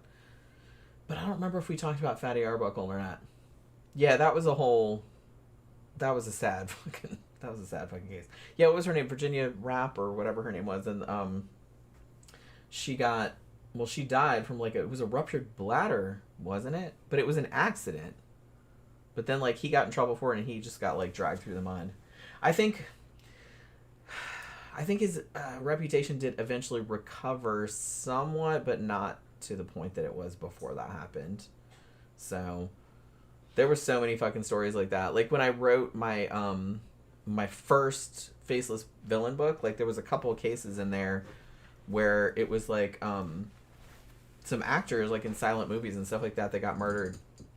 And yeah, like the shenanigans like the studio heads would get up to. Like they'd go to the scene first and clean the shit up, and because they had friends on the police force and they're like, hey, don't tell them this, that, and the other thing. Like we found this drugs and porn and we found all this other stuff in their house, and it's like we can't let anybody know that because everybody has to be like squeaky clean and all this other kind of shit. So yeah, Louise also, she said a lot of cool shit. It was just like, man, she was way ahead of her time. She got married to like a millionaire when she was in her career, at the height of her career. She got married to this guy, and then she, within a year, she's like, this is a huge mistake. I've basically just married like a simpy fan. I'm not really into this dude. And she divorced him and got nothing out of it. So she wasn't like a gold digger, you know. And she was like very skeptical of guys who liked her for being a movie star. Well, didn't matter how much money they had. That's kind of the wise thing to think, because Yeah. anyone, and especially nowadays with ubiquity of social media and stuff like that, like if you're a famous person, or even if you're just like a Instagram model with like a huge following or something like that, like you should never ever I would never date anybody that was just like a fan Like a fan, yeah. of yours. That would just be like, She said it drove her crazy. Weird. And the dude was a millionaire. Because well, the thing about it, I mean, one of the many wrong things about it is that this person they've already constructed an idealized form of you. Yeah. In their head, because they've already been a fan of you for however long, and it's like, so they have a whole idea about how you should be and stuff like that. So if they meet you in real life and you're not like they expected, then that's going to go really badly wrong. Yeah, because they're probably going to get really mad that you're not like they thought. I just want to point out that might shatter a lot of the myths a lot of younger guys might have about women when they say, well, they're all just gold diggers. I mean, look at it, she's a hooker. I mean, she's just doing it for the money. No, she had a fucking millionaire. And she didn't like the guy, so she walked away from it. Later on, because she lost her career, she had to become a prostitute, you know. That was like last resort. It was like survival prostitution in a way, because she couldn't wash dishes or become a waitress. Because she would, you know, she just... I mean, there's a small percentage of women that probably are like that, and that's just like their whole thing that they do. But the thing about it is that even if, like, you know, okay, being married to a millionaire would probably be nice for a little while, but it's just kind of like, if you didn't really like that person, or... I mean, it would get old real quick. That's what she said. She said it would get old real quick. She said so she wasn't after the money. Yeah. Like I said, money's nice, but it doesn't compensate. Yeah, it didn't compensate for lack of passion. For what you'd have to put up with, right, like every fucking second of your life. She didn't say he was bad. She just said that he was simpy, basically. She wasn't turned on by him, and he was just kind of simpy. And probably wasn't very sexy to look at, but he was a millionaire, and that dude was what women think that they would want, I guess. Stability, you know, millionaire. But within a couple of years, she was like, oh, fuck this. You know, like I said, it wouldn't be worth it. Yeah. She'd rather go with a poor guy that was hot, that she liked. Yeah, because like I said, you have to spend 24/7 with this person. Yeah. It's like, you better like that person. Yeah. It's like, I'll put up with a lot for money, but it's just like, it gets old really fast. Yeah. Really fast. Like having to put up with somebody you don't like. To me, that was kind of a testament to fucking Louise Brooks, that she was about her business. She was honest. Yeah. And I felt bad about what happened to her, you know. Yeah. But that was just that's the way the world works. It shouldn't have worked that way. No. That's the way it worked back then. I mean, yeah. Nowadays, she would have had a fucking following on fucking YouTube. That's it. Yeah, in a way, like, women like that particularly, like, every time I read that about it, I'm like, man, I wish I could go back in a time machine. Yeah. And just, like, bring her to this time. She would, like, probably, it would be so much better. She'd be so much happier. Put her on Instagram. But, you know what I mean? It's like, well, there's so much more opportunities, especially, like, people that were, like, way ahead of their time, or they got shit on for... Yeah, if you guys know what we're talking about, just look at Louise Brooks. She had a little fucking black bob, which she hated that haircut eventually. She called it the helmet. But she got famous for that look, and it was kind of a flapper look. Very avant-garde in the time. I think she looks gorgeous. Just so cute. She's skinny, which isn't really my type, but... That was kind of the look back then. That was a look back then. You had to be skinny to wear those fucking dresses, man. A little too skinny, yeah. I like more curve, more ass, you know what I mean? Boobs. Big girls don't look as good in those dresses. I was more... For that era, I would have been more into Mae West. Mae West had some curves on her, even though she wasn't perfect, but she at least had some meat on her. And a fucking hilarious personality. And she was funny. Yeah, she'd keep you rolling. Yeah. I want to do a show about her, too. Yeah. We should do that was another real woman. Yeah, she's way ahead of her time. Yeah. Well, like I said, I think it's like, that would be a cool show to do, like, kind of women like that were way ahead of their time. Yeah. That would be, like, really interesting to do. We can't cram them all in one show, but, you know.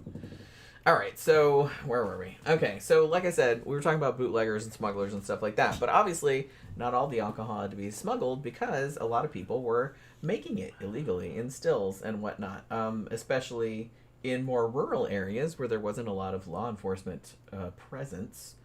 And the thing about it, which I guess didn't really occur to me until I started like looking into this, was that even though obviously a lot of farmers were like, woohoo, like we can make moonshine and sell it on the down low and make some extra cash, some people that were moonshiners were kind of forced into it. Because even out in rural areas, other bootleggers would like force farmers to make the stuff. Like, you know what I mean? Like they had a racket going. So it's like they had to make it whether they wanted to or not. So there was that kind of going on too. Like even out in the sticks. And there was a lot of the same kind of stuff going on in cities, just like to a smaller degree or like more spread out or whatever. And the thing about it too, though, that out in rural areas, I kind of feel like the sheriffs out there were more likely to be on the moonshiner's side. So they would kind of like warn them if like if some shit was like kind of coming onto the radar, you know what I mean? So they'd like warn them like if there was going to be a raid or something. The thing about moonshining though was that because it was technically illegal to do, and so like even if the sheriff came and warned you, it's like, hey, like, you know, we're gonna have a federal agent coming and he's gonna like catch you.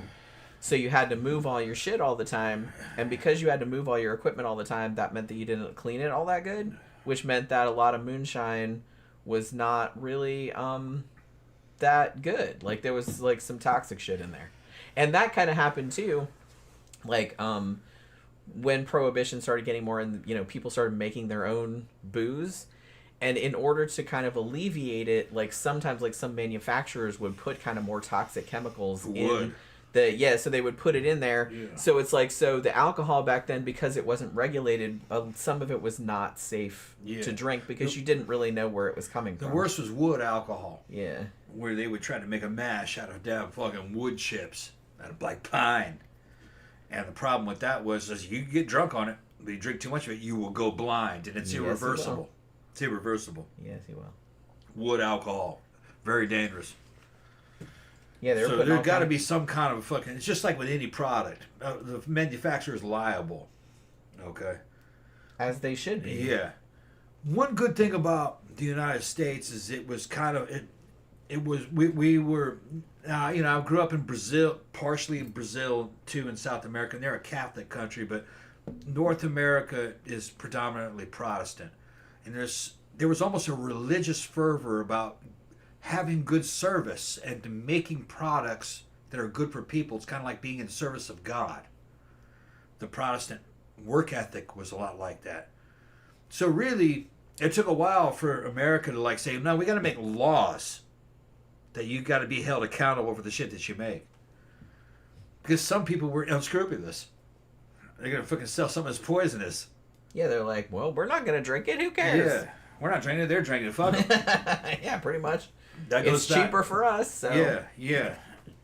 And that not shit, saying it doesn't happen nowadays, because it does, but it's just kind of like you can get in trouble. In general, that shit got ironed out in the fucking 1800s. Then when the fucking Concrete Jungle fucking book came out, we were talking about how bad the meat packing industry was. It was just called The Jungle. The Jungle, yeah.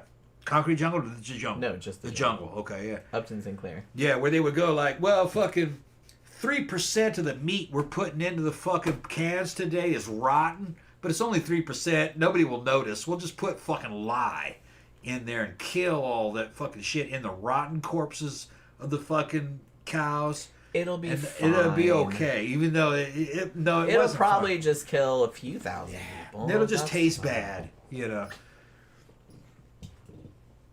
But no, funny. Because of that book, when people... Yeah, that made a huge Yeah, people were like, "Is that bad?" And then they started, like, we got to make laws. There's always a percentage of fucking leeway. Like 0.1% of the content can be insect content because flies nothing's fall going to be 100% it's never going to be safe or unadulterated. I mean, that's right. So they made, and evidently it worked out pretty good because the food here is for the most part safe to eat. Every now and then there'll be like an outbreak somewhere. Yeah, and a recall. But they usually track it pretty quick, like where it came from.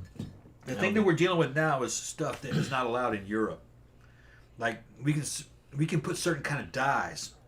Yeah, that are not allowed over that aren't allowed in Europe, but they're allowed here. And then they're saying those dyes are kind of addictive, and they're cancer causing. Which I think all that needs to be sorted out. Yeah, get rid of that shit. Yeah. Your food really should be as natural as possible. Who cares what color it is?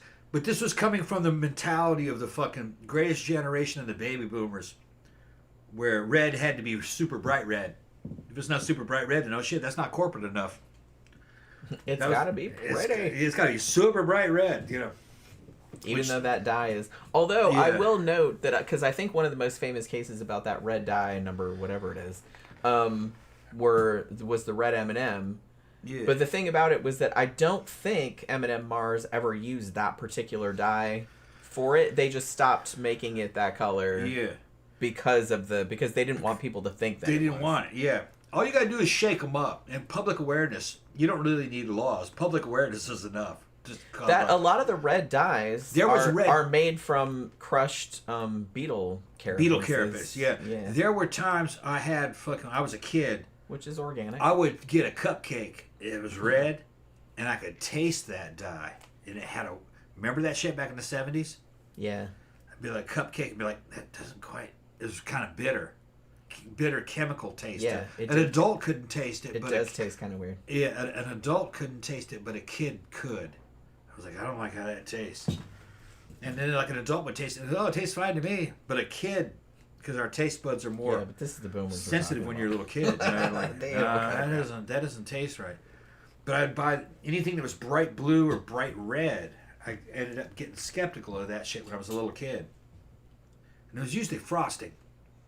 Yeah. It was like weird taste.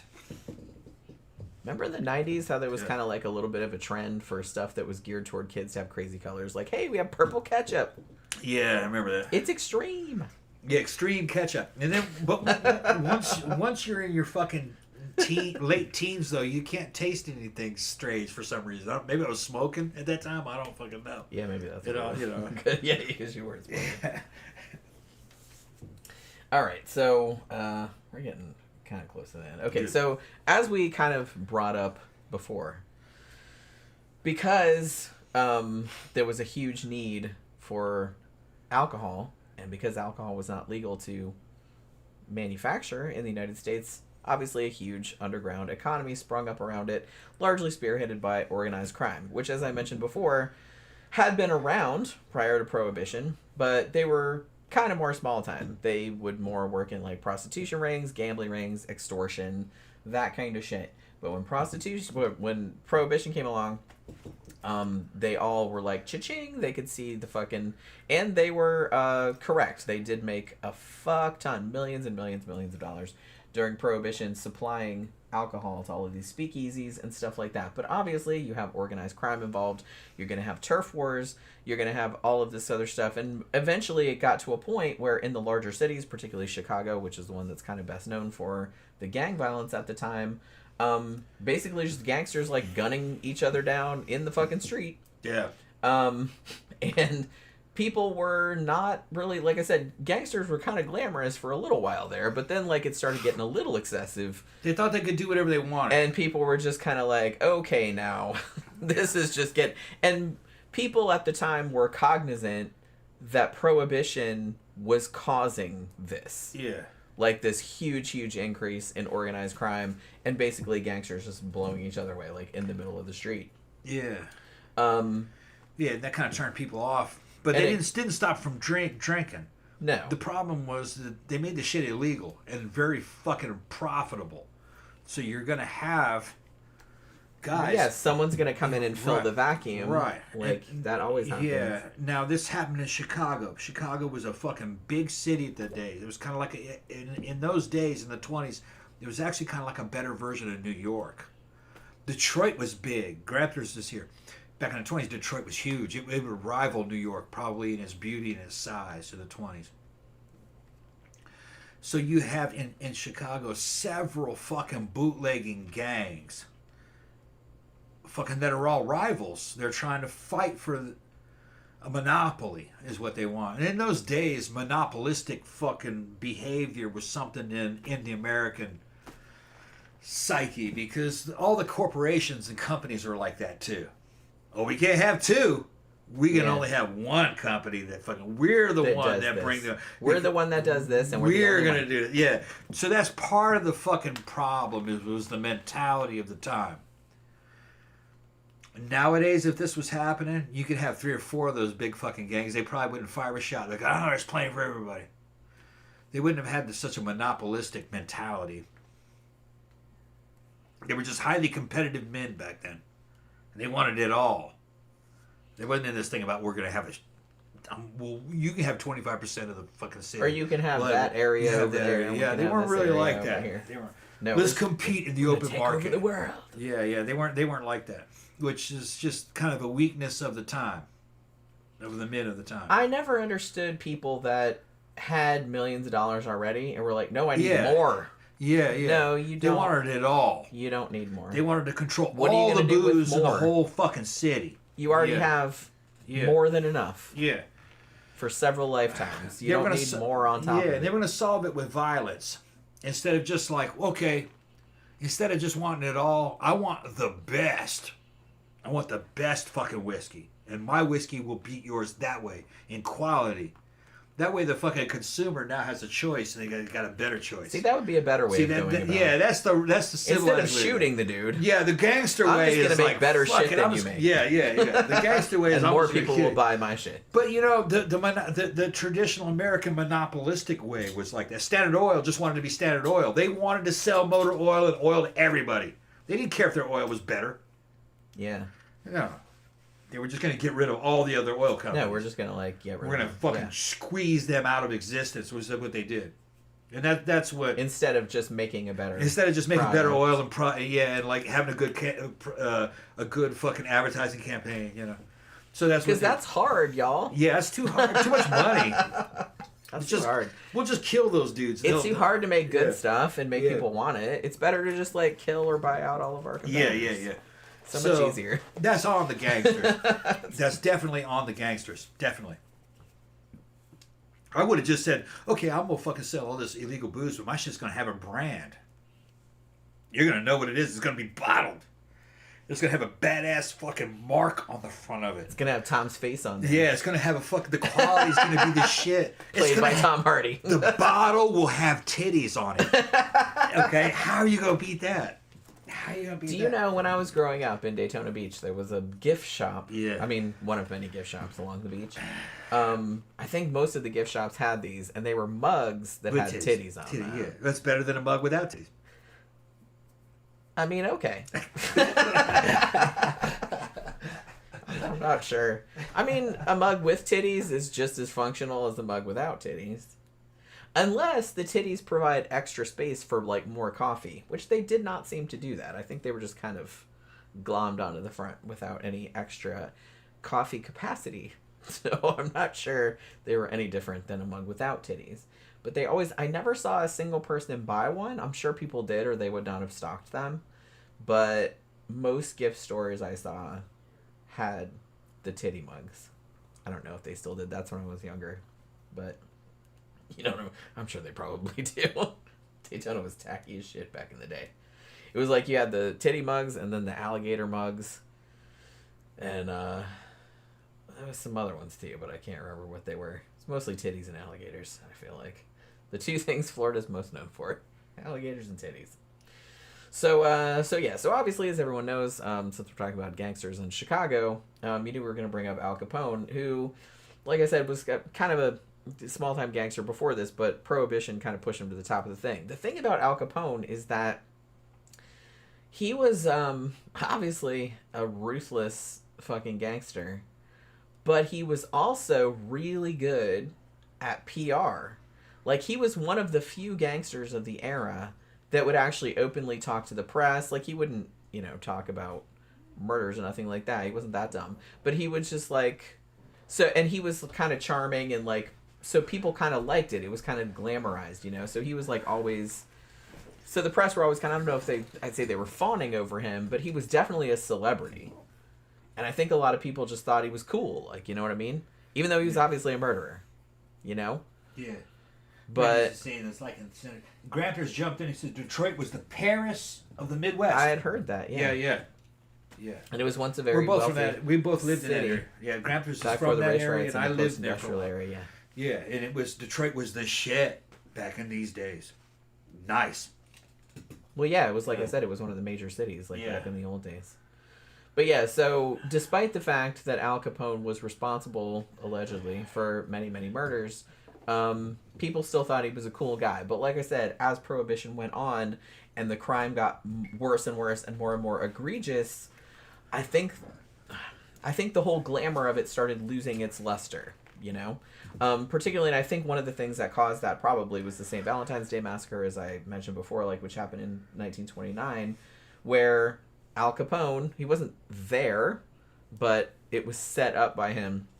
And they had, I think it was 7 guys, like, from the Irish mob, and I think they told him to come to this garage because they were going to sell him some bootleg whiskey, I think was what the excuse they gave him. And then when they got there, like, a bunch of cops, or a bunch of guys dressed like cops, turned up, put him against the wall, and then just, like, shot them all. And so that, even though there had been murders before, even though crime had been increasing before, it was almost kind of like that was sort of like the straw that broke the camel's back. Like, that kind of woke everyone up out of their, oh, maybe this gangster shit isn't so sexy after all. You know what I mean? I don't think they realized it was as gritty. I guess not. I think it took that, because it was just so cold-blooded. Yeah. I think it took that for people to, like, be like, yeah, maybe not. Maybe we shouldn't, like, do that. Yeah, in that movie, The Untouchables, fucking Al Capone's all fucking, everybody likes him and shit until that bomb goes off and kills the kids and and all the innocent bystanders in that movie. It was a situation kind of like that. St. Valentine's Day Massacre. Yeah. And a lot of people were like, that shit there, man. That's a little much. Yeah. A little much. Nowadays, that wouldn't even been noticed. But back in those days, they were like... No, but yeah, that was a huge... Well, I guess, like I said, because Al Capone and the whole gangster thing was, like, so... They were well popular, known. like, yeah. Yeah, and they were like celebrities. And they were like, he did that? Like, holy shit, that's fucked up. Yeah. So, yeah, so people kind of started getting out of it. And then, not too long after that, obviously, the U.S. fell into the Great Depression. And... because of that, I think even more and more people started turning against the whole prohibition idea, because they're like, look, one, everyone's broke and poor, and, no one really gives a shit about people drinking anymore, and we have bigger problems, like, to worry about. And also, people started advocating for, hey, if you made liquor, legal again, there'd be more jobs, and it's just kind of like, you know what I mean? And people, and also people were kind of miserable and they wanted to drink too. That was also that. So I think the Great Depression was also another thing that sort of pushed the momentum, like, in the other direction. Because it was really weird how in just, like, 13 short years. Because, like I said, when Prohibition first was enacted, it had overwhelming bipartisan support.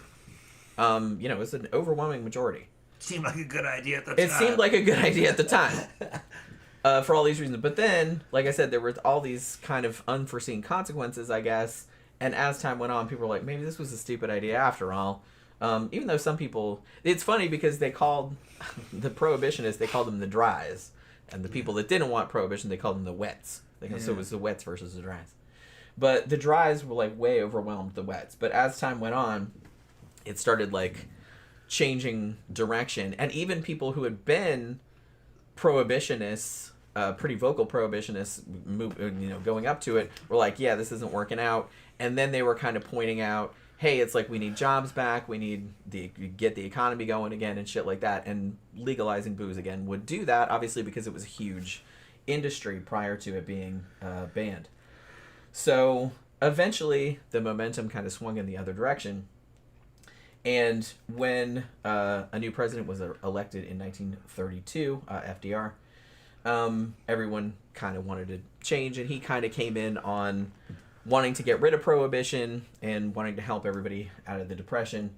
So eventually, in December of 1933, the 21st Amendment to the U.S. Constitution was ratified, and that repealed prohibition. And this was the only time that an amendment had been added to the Constitution, then a later amendment was added being, never mind. That was like the only time they did that, which I thought was pretty hilarious.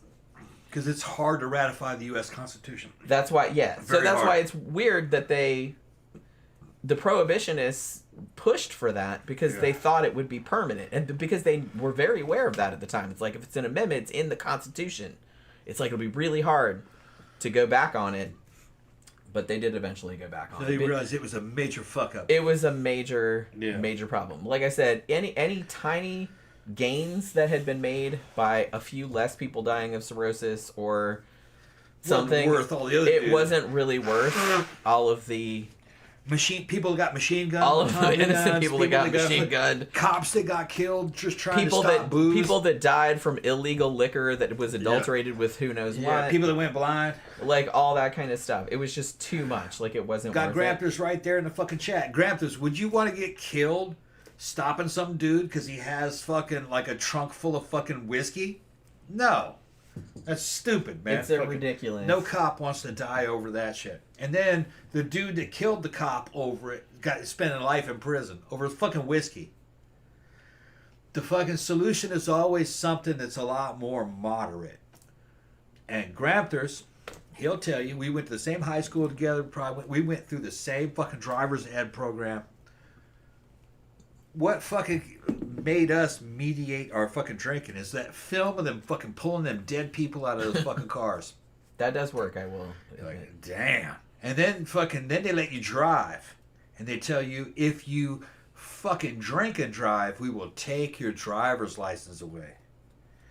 In Europe, that doesn't mean anything because they're all interconnected by trains and shit. But in America, if they take your driver's license away, that's like cutting your balls off. You're kind of hosed. You're fucked. In most of the country, you're hosed. Yeah, because everything's far apart. There's no trains. I can't take a train up to the store to Circle K. They're in the train here. Like I said, you gotta walk. And you said, well, we'll build a train there. Well, you're gonna be building a lot of fucking trains, man. Go look at the U.S. map. We are huge. Well, yeah, and like a lot of shit, particularly down here. Those trains would all go broke. Everything is far apart. Yeah, everything's fall apart. We have a train, the Sunrail, but it just goes from city to city. City to like city. It goes from Orlando to Tampa. Yeah, it doesn't go up a street. No. And like I said, there's buses. Actually, there's no buses out here. No buses here, no. In downtown Orlando, there's buses, but I've never dealt with the Orlando bus system. Yeah. What's it called? Lynx? I don't remember what it's called. Yeah, it's called Lynx. But I used to, when I lived in Daytona, I didn't have a car for a long time, and I used to take the bus sometimes. It was called Votran. Yeah. Because it was Volusia, that was the county transportation. So now that sucked a lot. So we say, if I'm going to tell you, nobody wants to get killed or go to prison for fucking 20 years over fucking booze. And really, nobody wants to get killed or go to prison for 20 years over fucking some stupid ass illicit drug. Like Especially not some illicit drug that, one, is hard to get. Okay, that fucking costs money. All right. No. The people that are doing those drugs now will be the same people doing them when they're legal, and the people that aren't doing them now are the same people that will not be doing them when they're legal. Yeah. Making them legal doesn't mean everybody starts doing it. Oh boy, let's all do man, let's go smoke heroin. crack. No, it's not how it is. Most people would be like, nah, not for Like, me. fuck that shit. I ain't gonna inject heroin. Not for me. You know, that's what's gonna Yeah, happen. you're not going to be. It's like there might be a tiny 0.0002% of the population that'd be like, oh, we'll try it out. Yeah, But it's like that's going to be very rare. Most people would just not be interested. No. Because that's just what people are like. Like I said, even if they legalize heroin and crack and everything like that tomorrow, I still wouldn't do it because I don't have any interest. Yeah. You know? And you could have a private company making that shit, and fucking, you could restrict them the same way you do the other stuff. Like, look, you can't advertise on fucking television or online. You can't advertise these fucking products at all. All right. And so you have to be fucking at least 21 in order to buy them. Yeah, just like alcohol. So just like alcohol, and there's already a system in place. The numbers of people taking that shit will not increase. It'll be about the same. Yeah, I don't think It'd be the same idiots that are taking this shit now. That'll be taking this shit later. It won't make a difference. The difference is that the crime would go down. They don't have to kill and steal Which to is get a it. win for everybody. Yeah, it's going to be cheaper. And nobody dies in order to fucking give it to you. Nobody dies because you're hiding the fact that you did it. And because the price goes down, you don't have to kill people to get the money to buy it. Yeah. So because it's reasonable. It's just like going and buying a energy drink. It doesn't make any fucking goddamn sense. It doesn't. And this is not me talking.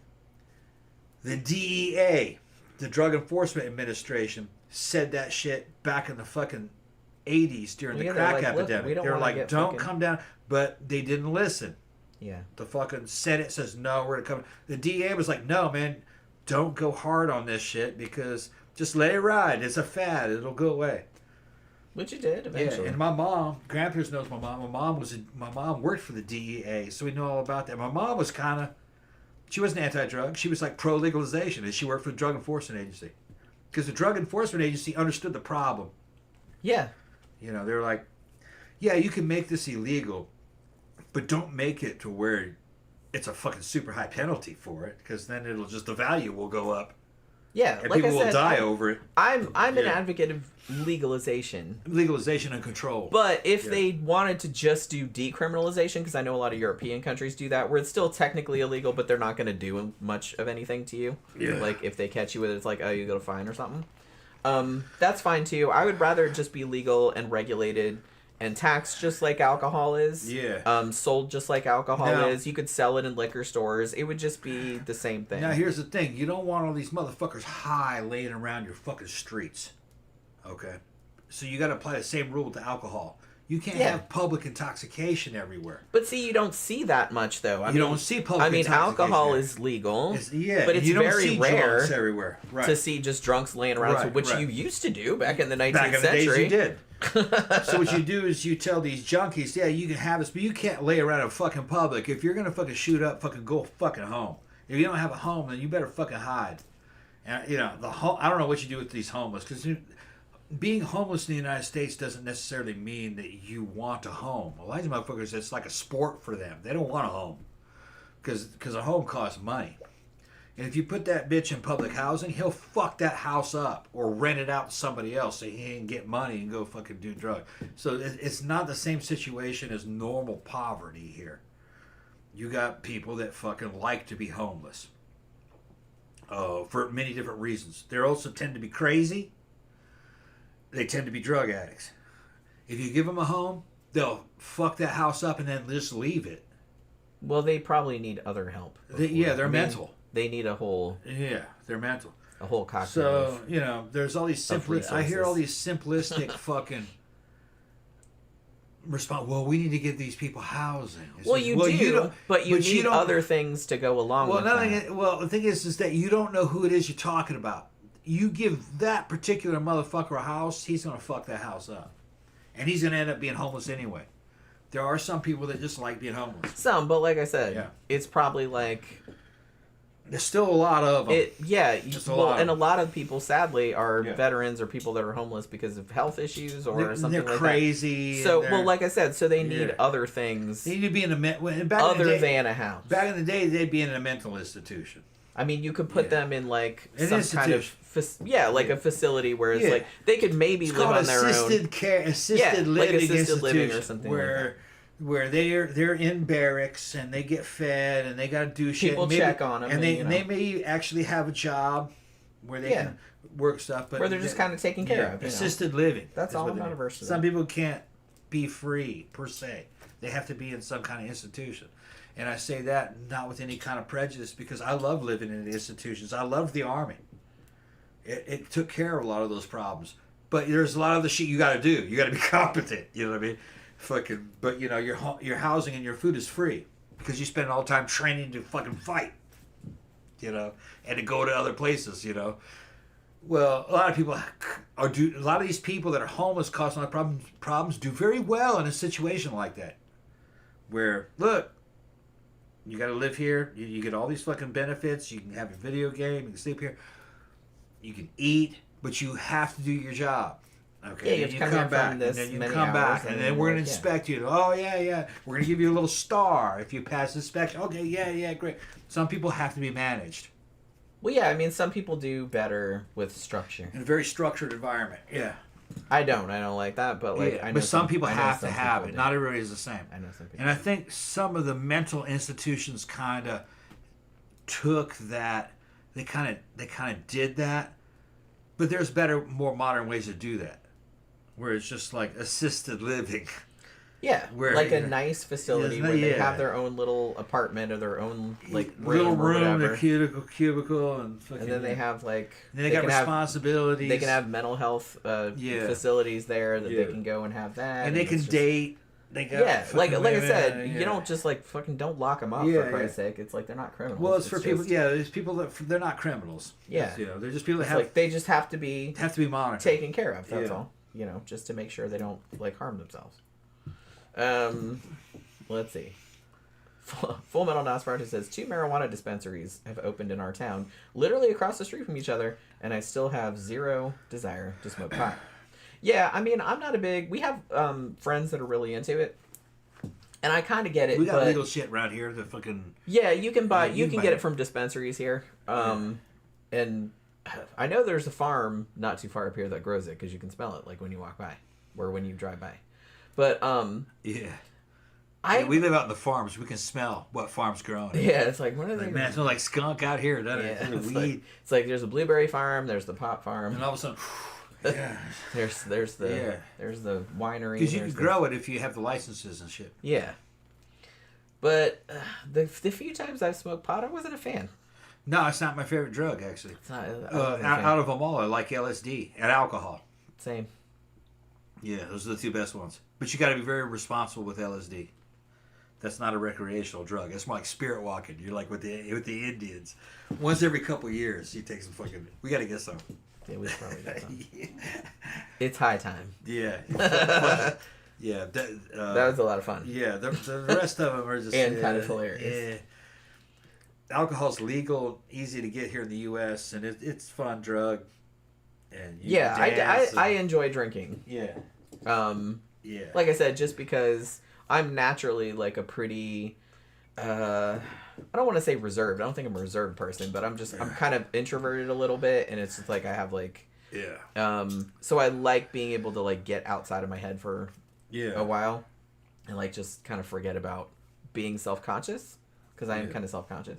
So I think that's kind of what I like about it. And I think LSD had a little bit of that effect too, but like in a different Yeah. kind of way. The only thing Yeah. about LSD is kind of negative is how long it lasts. It almost lasts too long. If it was like half that. I didn't mind that. The only thing I didn't like about it is that you feel really crappy the next day day. after, yeah. Like worse than a hangover. Yeah. And I don't usually get hangovers, but Yeah. like, woo, I did not feel good. They say MDMA is like that, but it doesn't last as long. But I haven't tried it. No, I haven't tried MDMA. I like the classics, man. I'm not averse to it, but I haven't Yeah. tried it yet. We have a friend that's really into it. but Yeah. It's like, We can get it. yeah, we can get it. It's just, Yeah. but like I said, we have a lot of friends that are kind of really into weed and stuff, and it's just like I don't. Never I much get it. into Like, yeah, everyone's different. It's like I never really saw the appeal. It just made me feel paranoid. Yeah, me too. And And I smoked a lot of it in Brazil. It's just not that good. I just always Yeah. every time I smoked it, I always thought it'd be like better to Yeah. chill me out and everything. And I'm just like, everybody's looking at me. Everybody's Yeah, looking at me. I Like I was got always like like- that. It was like, well, that's not I good. was always like- I'm already like that. I don't need to be more like that. I was always looking forward to coming off of it. Yeah. Like, I can't wait till I come down, man. I've been fucking high for fucking hours. I don't really like this as much. I'm through with this. LSD, I was never like that. I was like, yeah. Yeah, you always wanted it to last Yeah, longer. yeah, Like yeah, I was like, yeah, when's it gonna start? When's it gonna yeah. start? Because it takes a long time to like come Yeah. on, you know. And you don't feel intoxicated. No, that's the nice thing about Yeah, it. you just feel It's normal. like you get all the benefits of drunk without Without the intoxication the feeling. bad Yeah. side of being drunk. Yeah. You know what I mean? Where you Yeah, where you forget your keys. your and- dexterity is You're like, normal. where did I- you where can did I do park it. my Yeah, car? yeah. Everything's normal. You feel normal. Just you're seeing and thinking things, and it's like, wow. Remember that was like the joke that our friend Yeah. Lee, not the bartender, Yeah. but he would go to iBar, and it was kind of like a joke that every other week he would lose his car. Yeah. Yeah. Lee Paranis. Yeah. He'd get drunk and forget where he He's like parked. hilarious. He was like this, and he was like Lee- like an executive. Yeah, so Lee- he always wore a suit. Yeah, Lee was a black executive, always in a suit and shit. Oh my God, so he's so fucking awesome. funny as I haven't seen him in a He's- long time. He's so awesome. But he would come in here and he'd buy drinks and shit. And I'd be like, hey man, Lee. Because he had a lot of money. He'd was be like this. He'd be like, he was quite. Yeah, he was so drunk that he couldn't even. He was like he's so drunk he couldn't talk. post-vocal. And what was funny is that I could understand what he was saying. yeah, they would like gesture. even though to each he wasn't talking. I'm like, okay, I understand. He's like, I get what you're He's saying. like, yeah. And I was like, you know where your car is? And he's like, Every other week. you don't know where your car is? Then he'd be on Facebook the next day. Do you guys know where my car is? He's like, I'm never gonna find my Did car. I? Every other. I've never lost a whole ass car. Yeah. I will say that. I've been pretty drunk in my life. Man, I forgot all about Lee. I've never lost a whole ass car. I haven't seen Lee in a while. Lee did show up to the new bar Borellas. He was there one time. Yeah. Like, it was probably a month or I'm two gonna back. fucking drop him a line and say, bitch, where are you at? Yeah, I haven't seen You him in need a to while. start coming back out to fucking Barbarella. Oh my god, so fucking funny. Yeah. And it was just like, and he was just like chill about it. He's just like, yeah, shit happens. You know what I mean? Yeah. I was like, okay. He can't lose his car at the new Barbarella, so maybe that's why he doesn't come back. Because it's not fun anymore. Yeah, because when it was downtown, there was like just parking lots everywhere. Because you couldn't park for free anywhere unless you were super lucky. He told and me got he there lost early. his car. He didn't know where he parked it. And so there were all these pay lots, like for blocks and blocks around. Yeah. So it's like if you got there early enough, you could get kind of close. Yeah. We usually parked fairly close, but some of them you could risk parking there, but you might get towed, but you weren't entirely sure. Yeah. So it's like, so it was a little bit of a danger. So he would always forget, like, what lot he had parked in at the end of the night. Yeah. Because I think Ibar was not, I think he went other places first, because he was usually pretty fucked up by the time he got there. So he had been doing, like, the whole pub crawl thing. Yeah. But like I said, the place where it's at now, it's its own contained thing. So it has its own parking lot, and then there's like a little parking lot that's like a 7-Eleven and a salon parking lot, and the salon's closed, so they let you park there. But that's Stu Core is asking where the tequila is. No tequila. I drank tequila at the biker bar today. So I'm drinking vodka right now. And he's asking us what's up. He says I was the master of knowledge. No, I know a lot because I was exposed at an early age to a lot of knowledge. Internet has really helped too. The thing is that sometimes I misremember things. Like I'll say something, and I'll be partially correct. But then I'll later on thinking, was I right? And I'll go back and check. And I was like, no, I wasn't quite right. So just because I say something, don't take it. Check. Because sometimes because he says it with a lot of authority. Yeah. But that doesn't mean. But doesn't mean I totally. I'm usually like. He's kind of like AI in that way. Yeah, it's like it sounds authoritative. But yeah. Sometimes I go back and I'm like, double check. What I'm saying is not a lie. I'm not trying to misguide you. And usually what I say with conviction is at least 50% correct. Yeah. At least. There might be like, well, I'll misremember. You've seen me. It sounds like a disclaimer. I've kind of like misremembered certain things. Where it'd be a little bit off. But, because sometimes you've insisted to me that like a movie came out a particular year. Exactly. And I am 99.9% sure that that's wrong. That. Yeah. And then you'll argue with me, and I'm just like. And then I'll go back and check it. Though, and go like, oh yeah. Yeah, but for Google some reason, it, but I know it was I'm right. Just how I remembered it. Yeah. I don't remember what it was. Like the other day, you were arguing with me about a movie that you thought came out way later than it did. Yeah, I don't remember. I don't remember particularly what movie it was though. How much more is on the show? No, we were pretty much at the end, honestly, because it's kind of like. What the hell was that, Yeah, yeah. For a good time says exactly like earlier in the show when he said Concrete Jungle, and I was like, no, the book is just called The Jungle. That was the name of it. Concrete Jungle is another. I'm not sure entirely where that phrase came from, but that was just like the phrase where they would talk about like a big city. You know what I mean? Concrete Jungle. But yeah, the book was just called The Jungle. But I think we read that in school. To be honest with you. It was pretty horrible. It's funny how a book made that much of a huge impact on civilization as a whole. And made everything better, really. I mean, prior to that, like I said, prior to all that regulation, they could just put whatever the fuck they wanted into your food. They didn't give a single crap. You know what I mean? As long as it was fucking cheap and they were making money off, they're like, whatever, suckers. Just fucking buy it. If you die, that's on you. I mean, pretty much. They're just like worried about making money, which they still are. But it's a lot harder to get away with nowadays. That's all I'm saying. Stu says, do y'all have plans tonight, best friends? Probably. Well, I haven't planned anything other than drinking the rest of this and probably watching Farscape and crashing. But because it's like 10:30 and I got soup. Man, I got up so early this morning. Yeah. The cat wakes me up early every single morning. She woke me up at like a little bit before 7. She was like, "Hi." Do you want to go to Circle K and get some snacks? I guess we could. Okay. Yeah. So the moral of the story with Prohibition. Stop trying to make people stop drinking. It's not going to happen. The problem is the it's the whole concept that the state can dictate morality and behavior, and what they try to get people to do is always comes down to morality.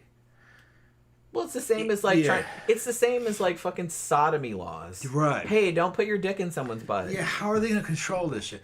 So You can't regulate that. It goes back to the Roman Republic. You had Nor should you. You had Roman senators saying you cannot legislate morality. How can you make a law and get people to act in a moral way? They don't, because they don't respond to that. Which that's all true. Just because you don't like something and you try to fucking legislate it away in an open system, at least, like the Western civilization that based in republics and democracy and shit like that. If that's what you want. Those are labels, of course. If you actually start to analyze those words real well, they don't really mean what you think they do, because they're kind of amorphous, really. But the only thing the state can do is influence. It can do things to influence people. You can't force. And if you do force, it never lasts long. All you got to look to is other totalitarian societies, like the Soviet Union. Eventually it lost control and it vanished, because it tried to make people do and think things that they didn't believe in, they didn't want. It told people they couldn't own property. That was one of the fucking tenets of fucking the Soviet Union, you know, of that version of socialism, is that you can't have private property, that everything belongs to the state. Well, if everything belongs to the state, you got no stake in anything. You know, this shit starts falling apart. People wanted to own shit. You know what I mean? They wanted to own businesses, you know. They wanted to fucking own houses. And they didn't want to be issued things. They wanted to buy.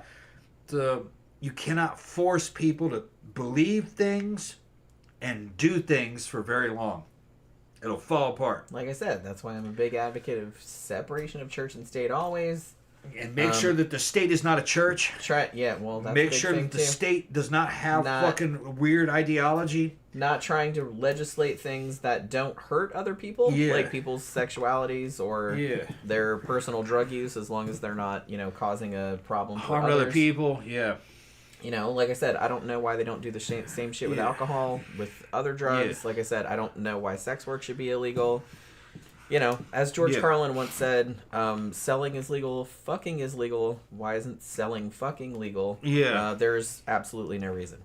The only difference is money is exchanged. That's the only difference. You could pick up a random motherfucker in a bar and have sex with them for free, and that's fine, but it's like the second money is exchanged. You can interpret that as prostitution if he paid for your tab on the way out. That's what I'm saying. Or so it's like, so that's why you can interpret marriage between a man and a woman as some form of prostitution. Well, you only married him because he had money in that house. You're only fucking that dude and only had these kids because he's providing. You're a prostitute. Yeah, so it's like, where does it end? Where do you drop the end? Yeah, where does it end? Exactly. That's what I said. You can't not legislate morality. That kind of shit you can't. No. It's just not going to work. It's not worth your time. You can. It's just not going to work. It won't work. Well, because like I said, as we saw with Prohibition, they were all head up about like passing the law, but then they didn't want to pay the money that it would take to enforce it, which is one of the reasons why it failed. Because they didn't have enough people to enforce these ridiculous laws. Because people were just being like, nah, I'm not going to do that. And 1,500 dudes for the whole country, that's not gonna fly. That's not going to be sufficient. The state can't force anybody to do anything. They can only influence. Because they can say, if you kill somebody, you can kill somebody. If you kill somebody, we'll give you life in prison if we catch you. Which, like I said, rightfully so. You can't just let people do whatever the fuck they want. You can fucking drink and drive, but if we catch you, we're going to take your driver's license. Okay. Which, like I said, fair enough. Yeah, that's the fair enough. I agree to that proposition. Most people will go along with that. That is a reasonable proposition. Most people will go along with that, and because you probably shouldn't be doing that. Shouldn't be doing dangerous. Most people will go with that, and most people are. But if you turn that around and go, we're the state, we say you can't drink because you might drive. Because you might drive. No. It's like that's a whole different argument. That's a different argument, right. It's like, I might not. I might call an Uber. Exactly. I might walk home. Right. I might just sleep at the bar. Or in my car. Yeah. Like at the strip club that night where we just fell asleep. Exactly. Mark and Laura slept in their car. Yeah. In the parking lot. Yeah, in the park. Well, they couldn't drive that. The strip club. Yeah. That was a crazy night. Yeah. All right, you want to go ahead? Let's go ahead and get some eat. You scared the shit out of me with that no, clap. It was so Oh loud. no, I got punched like a fucking gunshot too. No, right? it was so loud. Yeah, I know. I can hear you clapping and shit from like. I watch all these the way down the hall. motherfuckers on television fucking punching each other, and I'm like, I don't hear nothing. It's just, when I punch you, it sounds like a fucking .22 caliber gunshot. Pow, pow, pow. I don't get it. But go ahead, shut it down. Well, thank you. I am gonna shut it down. All right. So hopefully you guys enjoyed the show this evening. I know it was kind of all over the place, but you know that's kind of what you like. Otherwise, you wouldn't keep showing up. Because all of our shows are kind of all over the place. So yeah. Let me see. So have a good rest of your evening, you guys, and we will be back again for the Friday night sidetrack show, our favorite show of the week, where we just talk about more bullshit than usual. We just don't have a topic that we pretend to stay on. So hopefully you guys can join us for that. Thank you for hanging out with us this Wednesday night. Thank you for your super chats. Have a good day tomorrow, and we will see you guys again on Friday night.